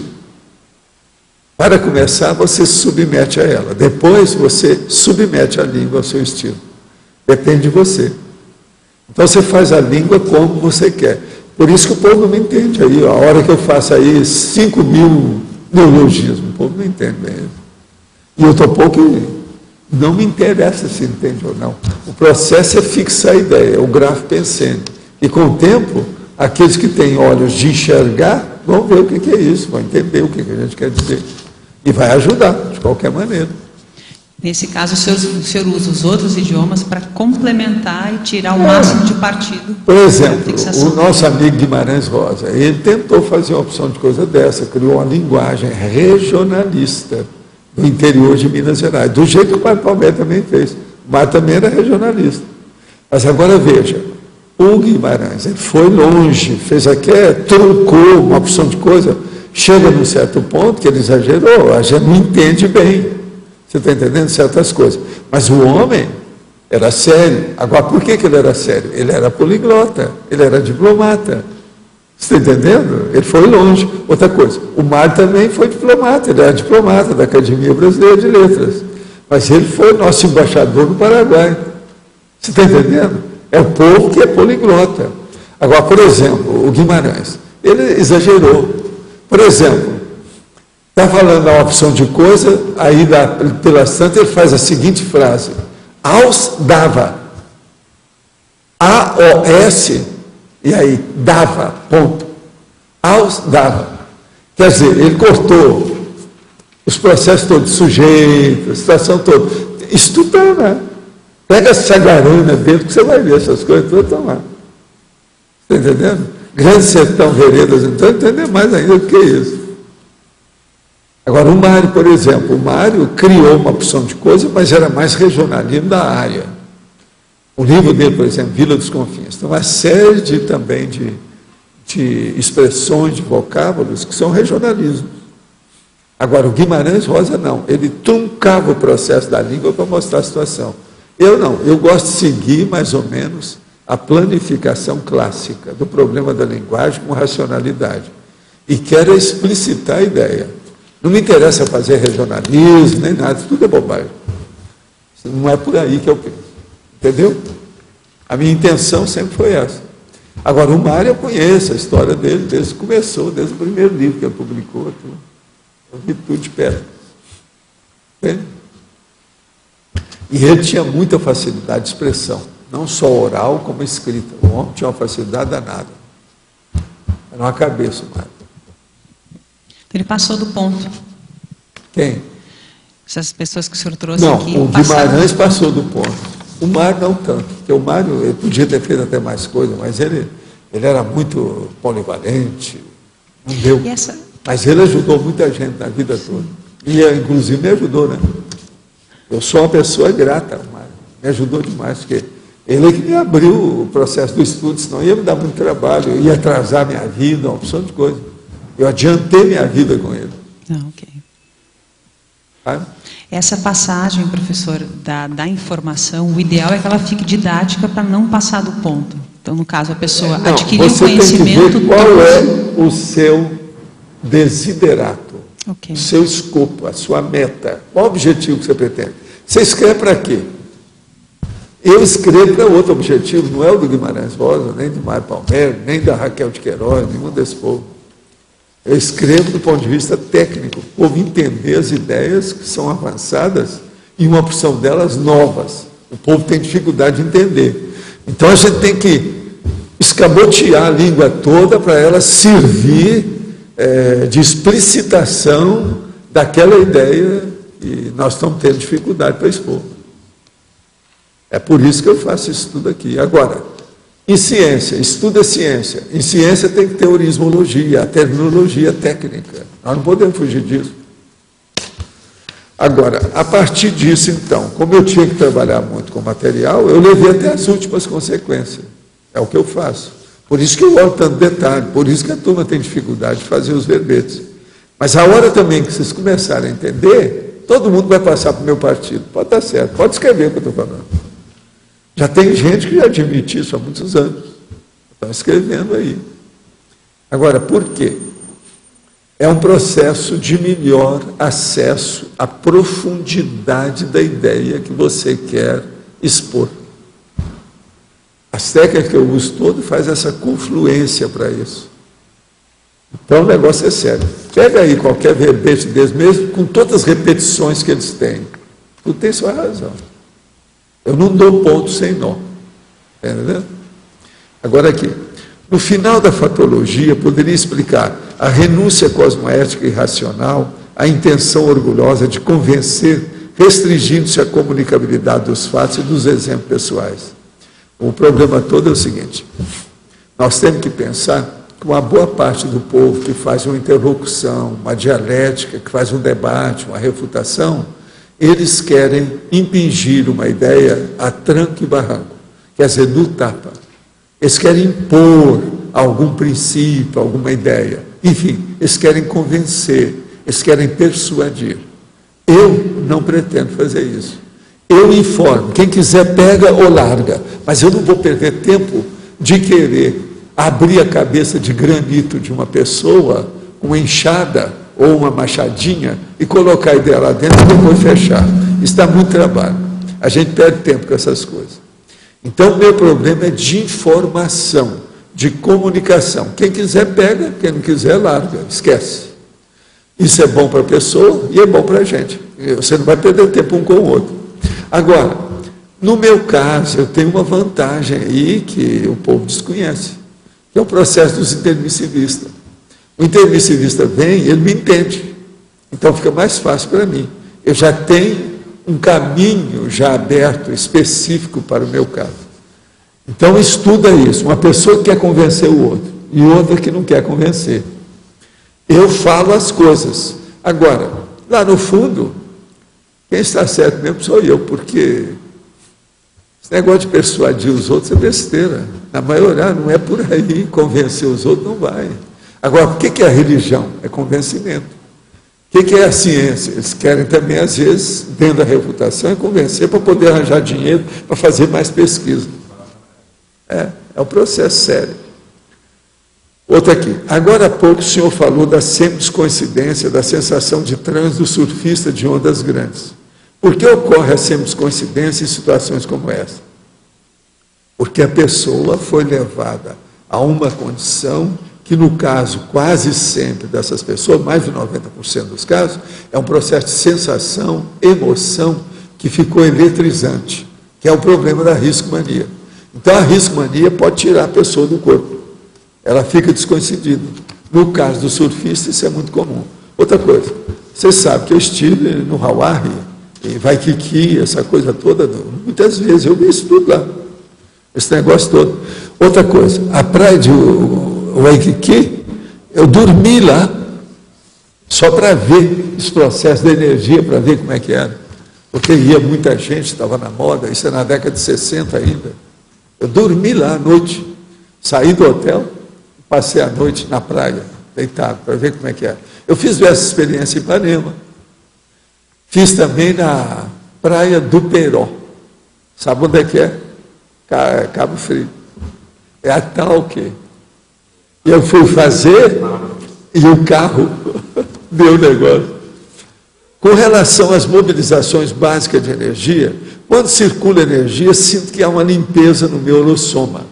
Mas eu só me sinto mais pleno mesmo exteriorizando. Ultimamente, tenho exteriorizado muitas energias, porque sinto uma paz, um equilíbrio. Qual o ponto de vista do senhor sobre isso? É bom você estudar a mega euforização. Você está caminhando para isso. Euforia. Agora, para chegar na mega euforização, seria bom a gente falar para ele, né? Qual é aquela sequência? EV, arco voltaico, que mais? PENEPS, euforia, não, o FIEX depois. Euforia, Primener, Cipriene, extrapolacionismo. Tem mais alguma coisa? Aí vamos falar o que o Hernandes falou. O FIEX. Agora, a mega euforização, ela vai incidir em algum desses pontos. No meio de algum deles vai aparecer. Acho que aí já esclareceu mais a situação. Gente, quem é que está com o microfone? Não tem mais ninguém? Está tudo aí, filho? Eu estou vendo ali que o Antônio está aí, mas a Adriana não está aqui. Eu estou acabando de ver as últimas revisões de vocês, que era dos verbetes, os 10 primeiros que eu não tinha feito. Agora, alguns daqueles verbetes tem bibliografia que não tem página, que não tem nada. Esses todos eu cortei fora. Se mais tarde, aí o dia que a gente for debater, se a pessoa quiser mostrar alguma coisa nesse sentido, a gente vai reformular aquilo. Tem um outro lado, o nosso amigo, que você falou, estava muito repetitivo. Ela também, a Adriana, falou. Mas eu deixei algumas das repetições para a gente estudar com a pessoa que depois, se ela quiser depois melhorar, a gente melhora o processo. Que o verbete está muito bem feito, mas tem muita repetição. A pessoa não dá valor para a repetição. No entanto, eu procuro tirar a repetição, o Antônio é especialista em eliminar as repetições. Agora, o que eu vejo é o seguinte, as revisões de vocês, uma mão na roda para essa turma toda. Eu acho que quando sair os verbetes que o povo for estudar, é bom ver tudo que houve.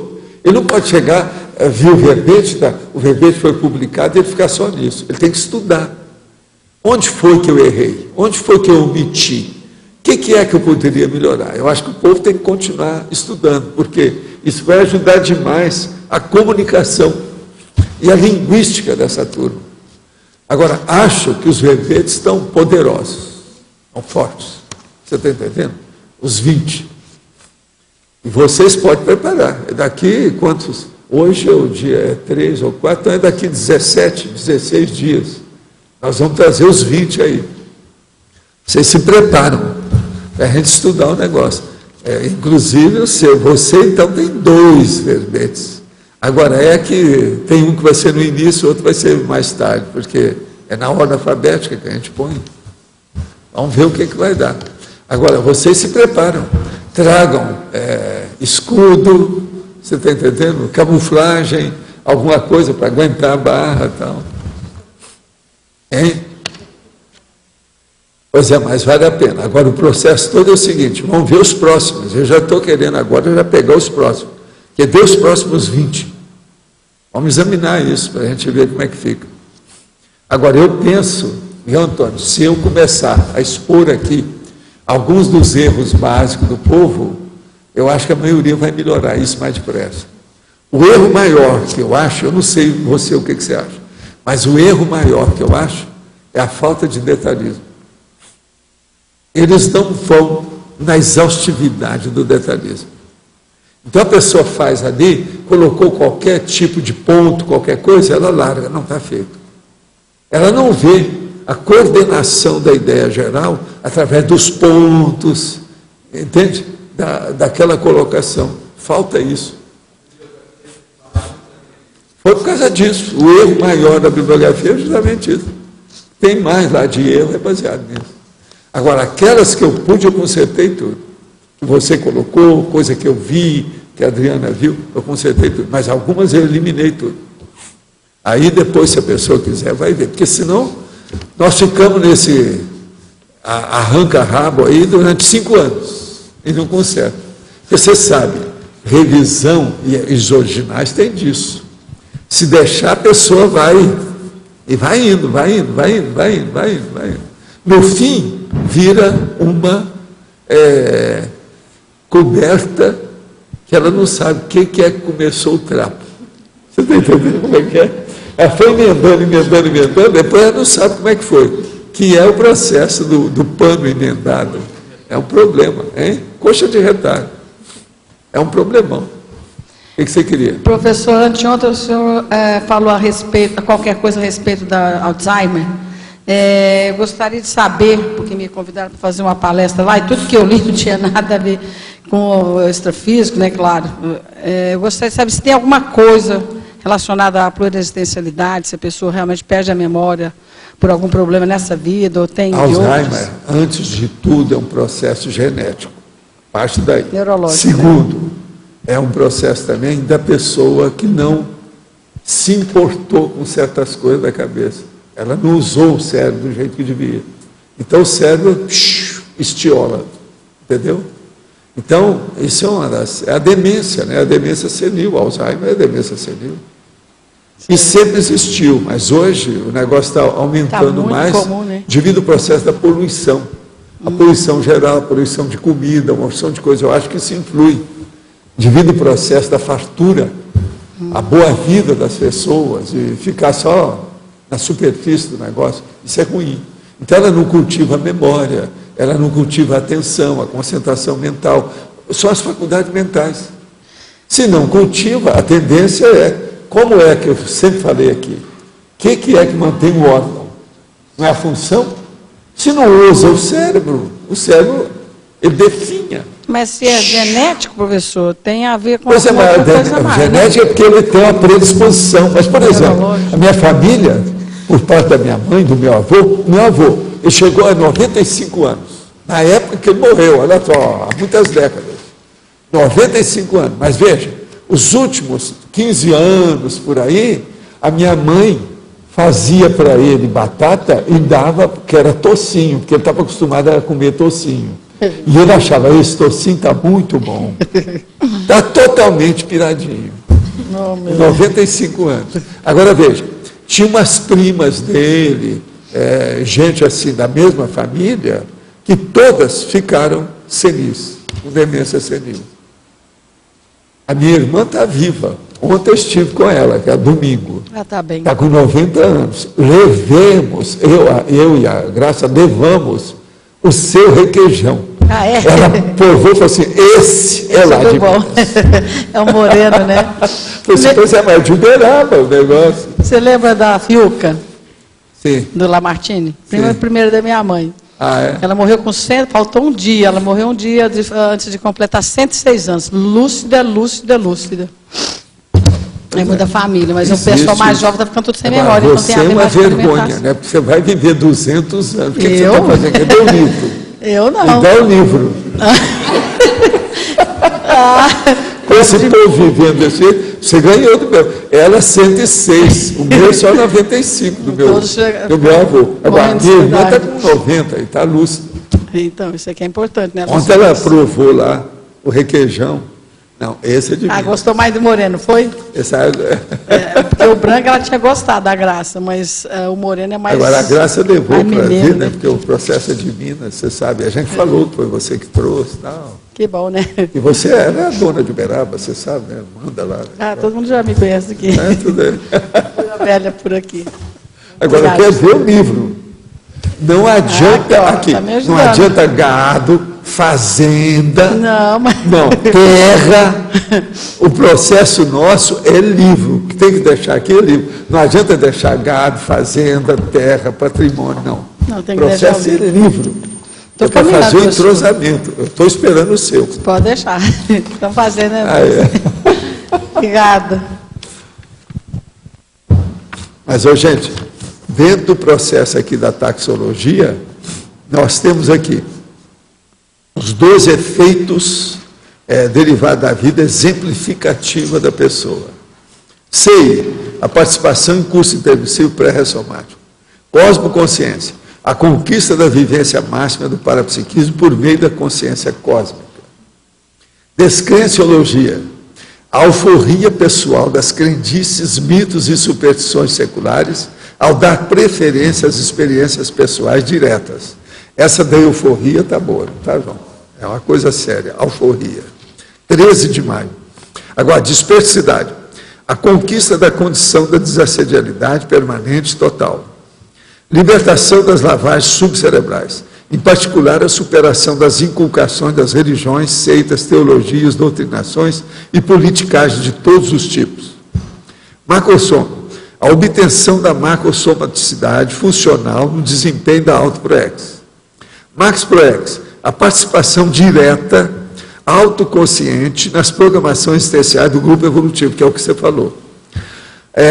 Mini peça autolúcida, o status de participante útil do Max Mecanismo Interassistencial Multidimensional que eu estava falando aí antes. OFIEX, o alcance ou conquista da oficina extrafísica pessoal funcionante que o Hernandes falou. Saída das interprisões grupo-kármicas.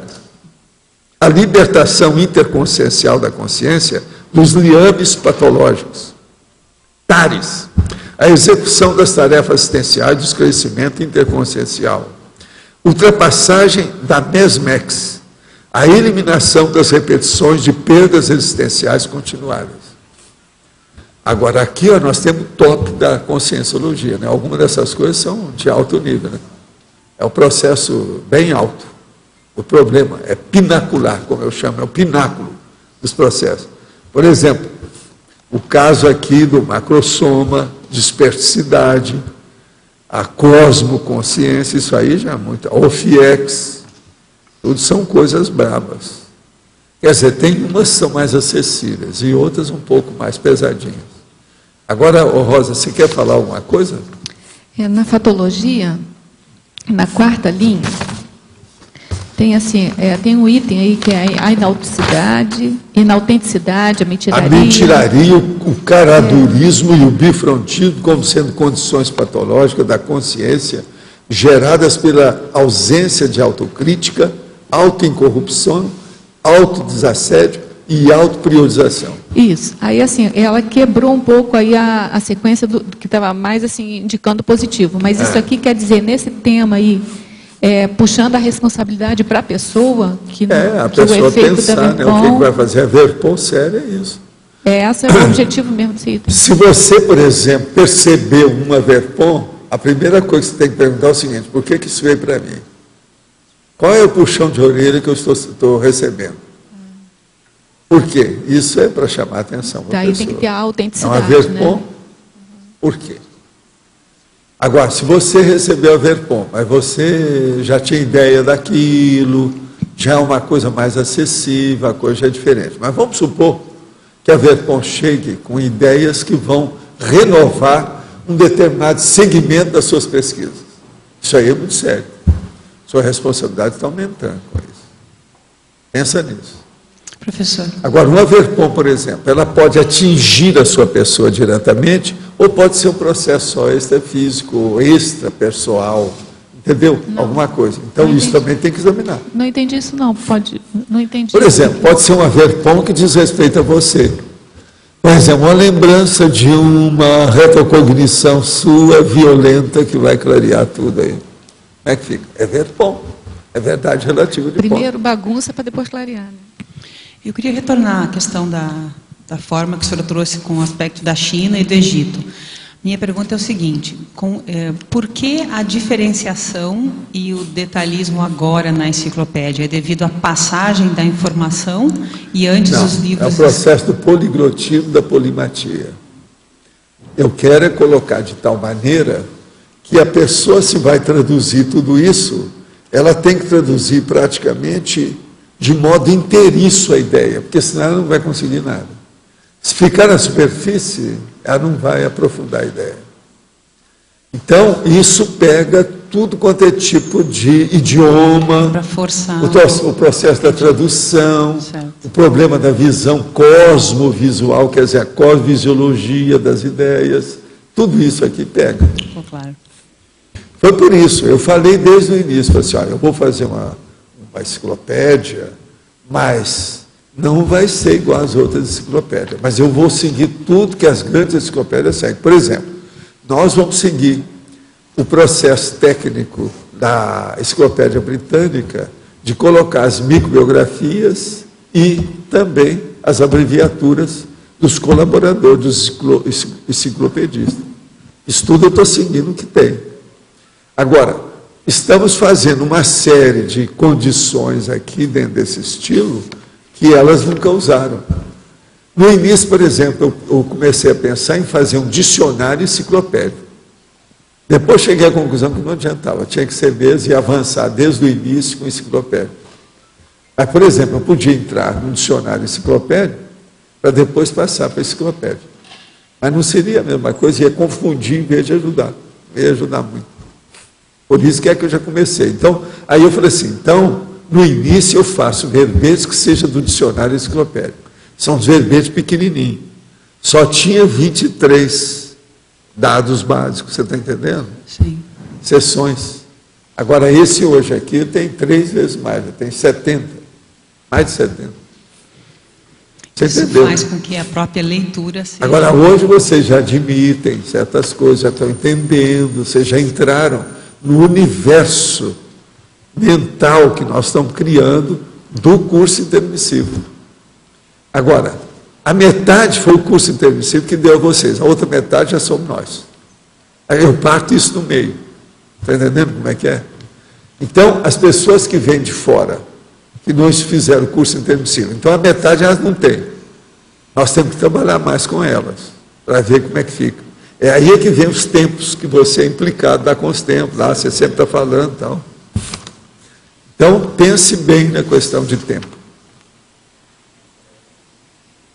Por exemplo, uma pessoa, se ela chegar aqui e não sabe de nada da conscienciologia, você não pode chegar para ela e falar aqui, por exemplo, vamos falar, cosmoconsciência, dispersidade, macrosoma, OFIEX. Isso não dá. Isso não é correto. Não está de acordo. É igualzinho, por exemplo, falar a matemática superior para a pessoa que precisa aprender a tabuada. Não dá. Então nós temos que entender. Agora veja, eu não posso ficar só no nível. Eu tenho que picotar todos os níveis e mexer em todos eles. De vez em quando eu mudo um para outro, etc. A gente vai ampliando. O que você queria falar? Em cima um pouco dessa questão que a Fabiana trouxe também. Essa técnica do apostilhamento, a gente trabalhou isso no curso intermissivo ou é porque o senhor trouxe isso? Mais ou menos essas coisas foram feitas. Pelo seguinte, a parapsicoteca, ela nada mais é do que uma cosmovisão, mas através de detalhes. Isso é apostilamento. Ah, sei. Você entendeu ou não? Aí, apostilamento é você pegar as unidades e compor para ver a cosmovisão. Tá, entendi. Que é a enciclopédia. Então isso cria um esquema mental. Então, por exemplo, esse casamento do apostilamento com a enciclopédia, pouca gente já pensou nisso. Agora, quem é que já fez a enciclopédia assim? Que eu lembro, eu já procurei isso muito, não vi nenhum. Você está entendendo? Outra coisa, apostila, por exemplo, na academia, é visto como uma coisa de cuspir. Não serve. É muito pobre. Não é isso? E não é. Depende do que você faz com ela. De qualquer maneira, é um esquema de abordagem, de pesquisa, de desenvolvimento da ideia. Assim, eu tinha muito mais dificuldade de escrever do que eu tenho agora, muito mais. Então, assim, quando eu encontrei esse estilo, assim, parece que eu fiz, como se eu tivesse feito uma recuperação com você, com você juntou a fome com a vontade de comer. Isso é matemática, você me entende. Por isso, hein? Porque aí convergiu. Se todo mundo fosse matemático aqui, a minha conversa era outra. Que aí convergiu. A primeira coisa, eu ia reduzir a metade de qualquer coisa sobre psicossoma aqui. No entanto, eu sou obrigado a falar em psicossoma todo dia, porque o povo não é matemático. Professor, eu que combato tanto a eletronótica, no fundo, eu é que dou mais valor para a eletronótica. Mas até o ponto que ela aguenta, porque eu considero que a eletronótica ela é uma legião. Ela é inválida. Você está entendendo? Ela sofre de insuficiência. E outra coisa, não tem saída. Porque o cara não estuda ele mesmo, isso não tem jeito. Tem lógica isso? Pensa bem. É porque nesse processo a pessoa já está aprendendo na própria busca da informação, diferente das outras enciclopédias. Ela está aprendendo consigo. Sim. Ela vai chegar no espelho e vai ver, não, aí eu tenho uma cobaia, sou eu. Eu tenho que enfrentar eu mesmo, a mim mesmo. Eu tenho que enfrentar. Sim. Agora, o negócio é sério. Outra coisa, onde é que fica o cara que enaltece a si mesmo? Nesse caso aí já não vai existir mais. Como é que chama aquela personalidade que exalta a si própria? Hein? Cabotino. Tem outra. Aí a personalidade. Narciso? Pois é, mas o cara, como é que é? Narcisista. Então, o cara começa com esse negócio todo dia, falando assim, olha, você é narcisista, e vou te postar por quê. Olha só, você tem isso, isso, isso, e mostra aí 5 coisas que a pessoa tem. Então, agora, nós te desafiamos, seja narcisista com a evolução. Veja o que você consegue. Eu desafio você. Isso é terrível. Eu fiz isso com várias pessoas. Então, os nossos comerciais, por favor. Obrigado. As pontuações de hoje: 51 assinaturas no livro de presença, 18 perguntas presenciais, 26 perguntas online, 16 perguntas presenciais e 12 votos online. Os recados de hoje são: o Antônio, o evento do Encontro Científico e Heterocrítico, a Fabiana, curso online da Simvex, e a Rosângela, o curso CIP do IPC.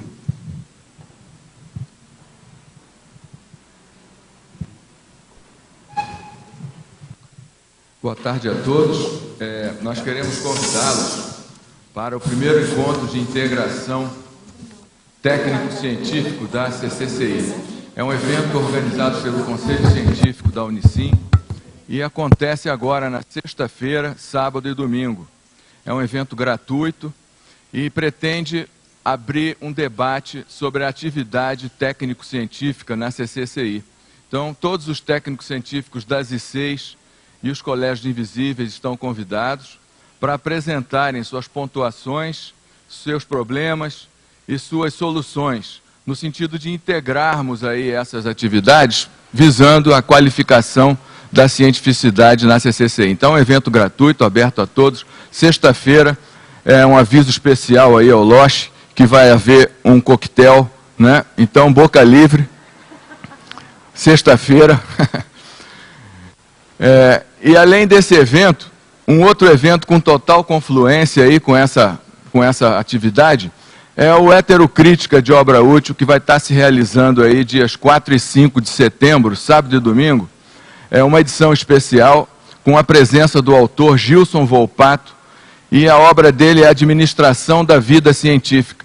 Então, mais uma vez, a gente vai estar tendo acesso aí às técnicas e às teorias da ciência convencional sobre o processo da pesquisa, da redação e da vida científica no processo da produção científica. Então, uma oportunidade muito boa.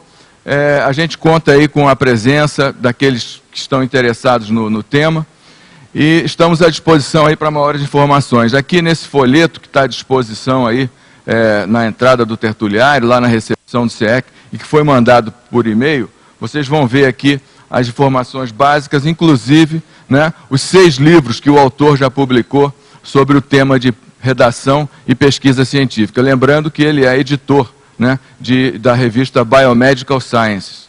É isso aí, pessoal. Obrigado. Boa tarde a todos. Esse recado é diretamente dirigido aos teletertulianos. Nós estamos aqui reforçando, a pedido da Simvex, insistindo que as inscrições ainda estão abertas para o nosso primeiro curso online, que é o curso Currículo do Inversor. Já tem bastante pessoas inscritas assistindo o curso, é a todos os sábados de manhã, das 9 às 11h30. Temos gente, inclusive, dos Estados Unidos que está participando desse curso. É o primeiro curso online. Gostaríamos que as pessoas que têm interesse enviassem e-mail para Asimvex, cursos@asimvex.org. E entrando no site, nós temos também detalhado as aulas direitinho. E convidamos a todos que têm interesse, enviem um e-mail. Nós temos uma pessoa que está diretamente 24 horas verificando os e-mails e dando retorno. Então, até sexta-feira existe essa possibilidade para os teletertulianos e pessoas que têm interesse de participar. Obrigada. Boa tarde, estou aqui para divulgar o CIP, que é o Curso Integrado de Projeciologia. O conteúdo do curso abrange aulas teóricas, aulas vídeos, aulas práticas com as bioenergias, aulas práticas para obter a experiência fora do corpo. O curso é sem pré-requisito. A carga horária é 50 horas, dividida em 20 aulas. Temos uma turma iniciando dia 30 de agosto, segunda e quarta-feira à noite, e dia 12 de setembro, domingo de manhã. E você, tertuliano e teletertuliano, que lembrar de um amigo, um colega de trabalho, que se identifica com as ideias da Conscienciologia, estenda esse convite para realizar o CIP, acessando as verpons da Projeciologia. O telefone para contato é o DDD 45 2102 14 48 e também pode obter informações através do site www.iipc.org. Obrigada.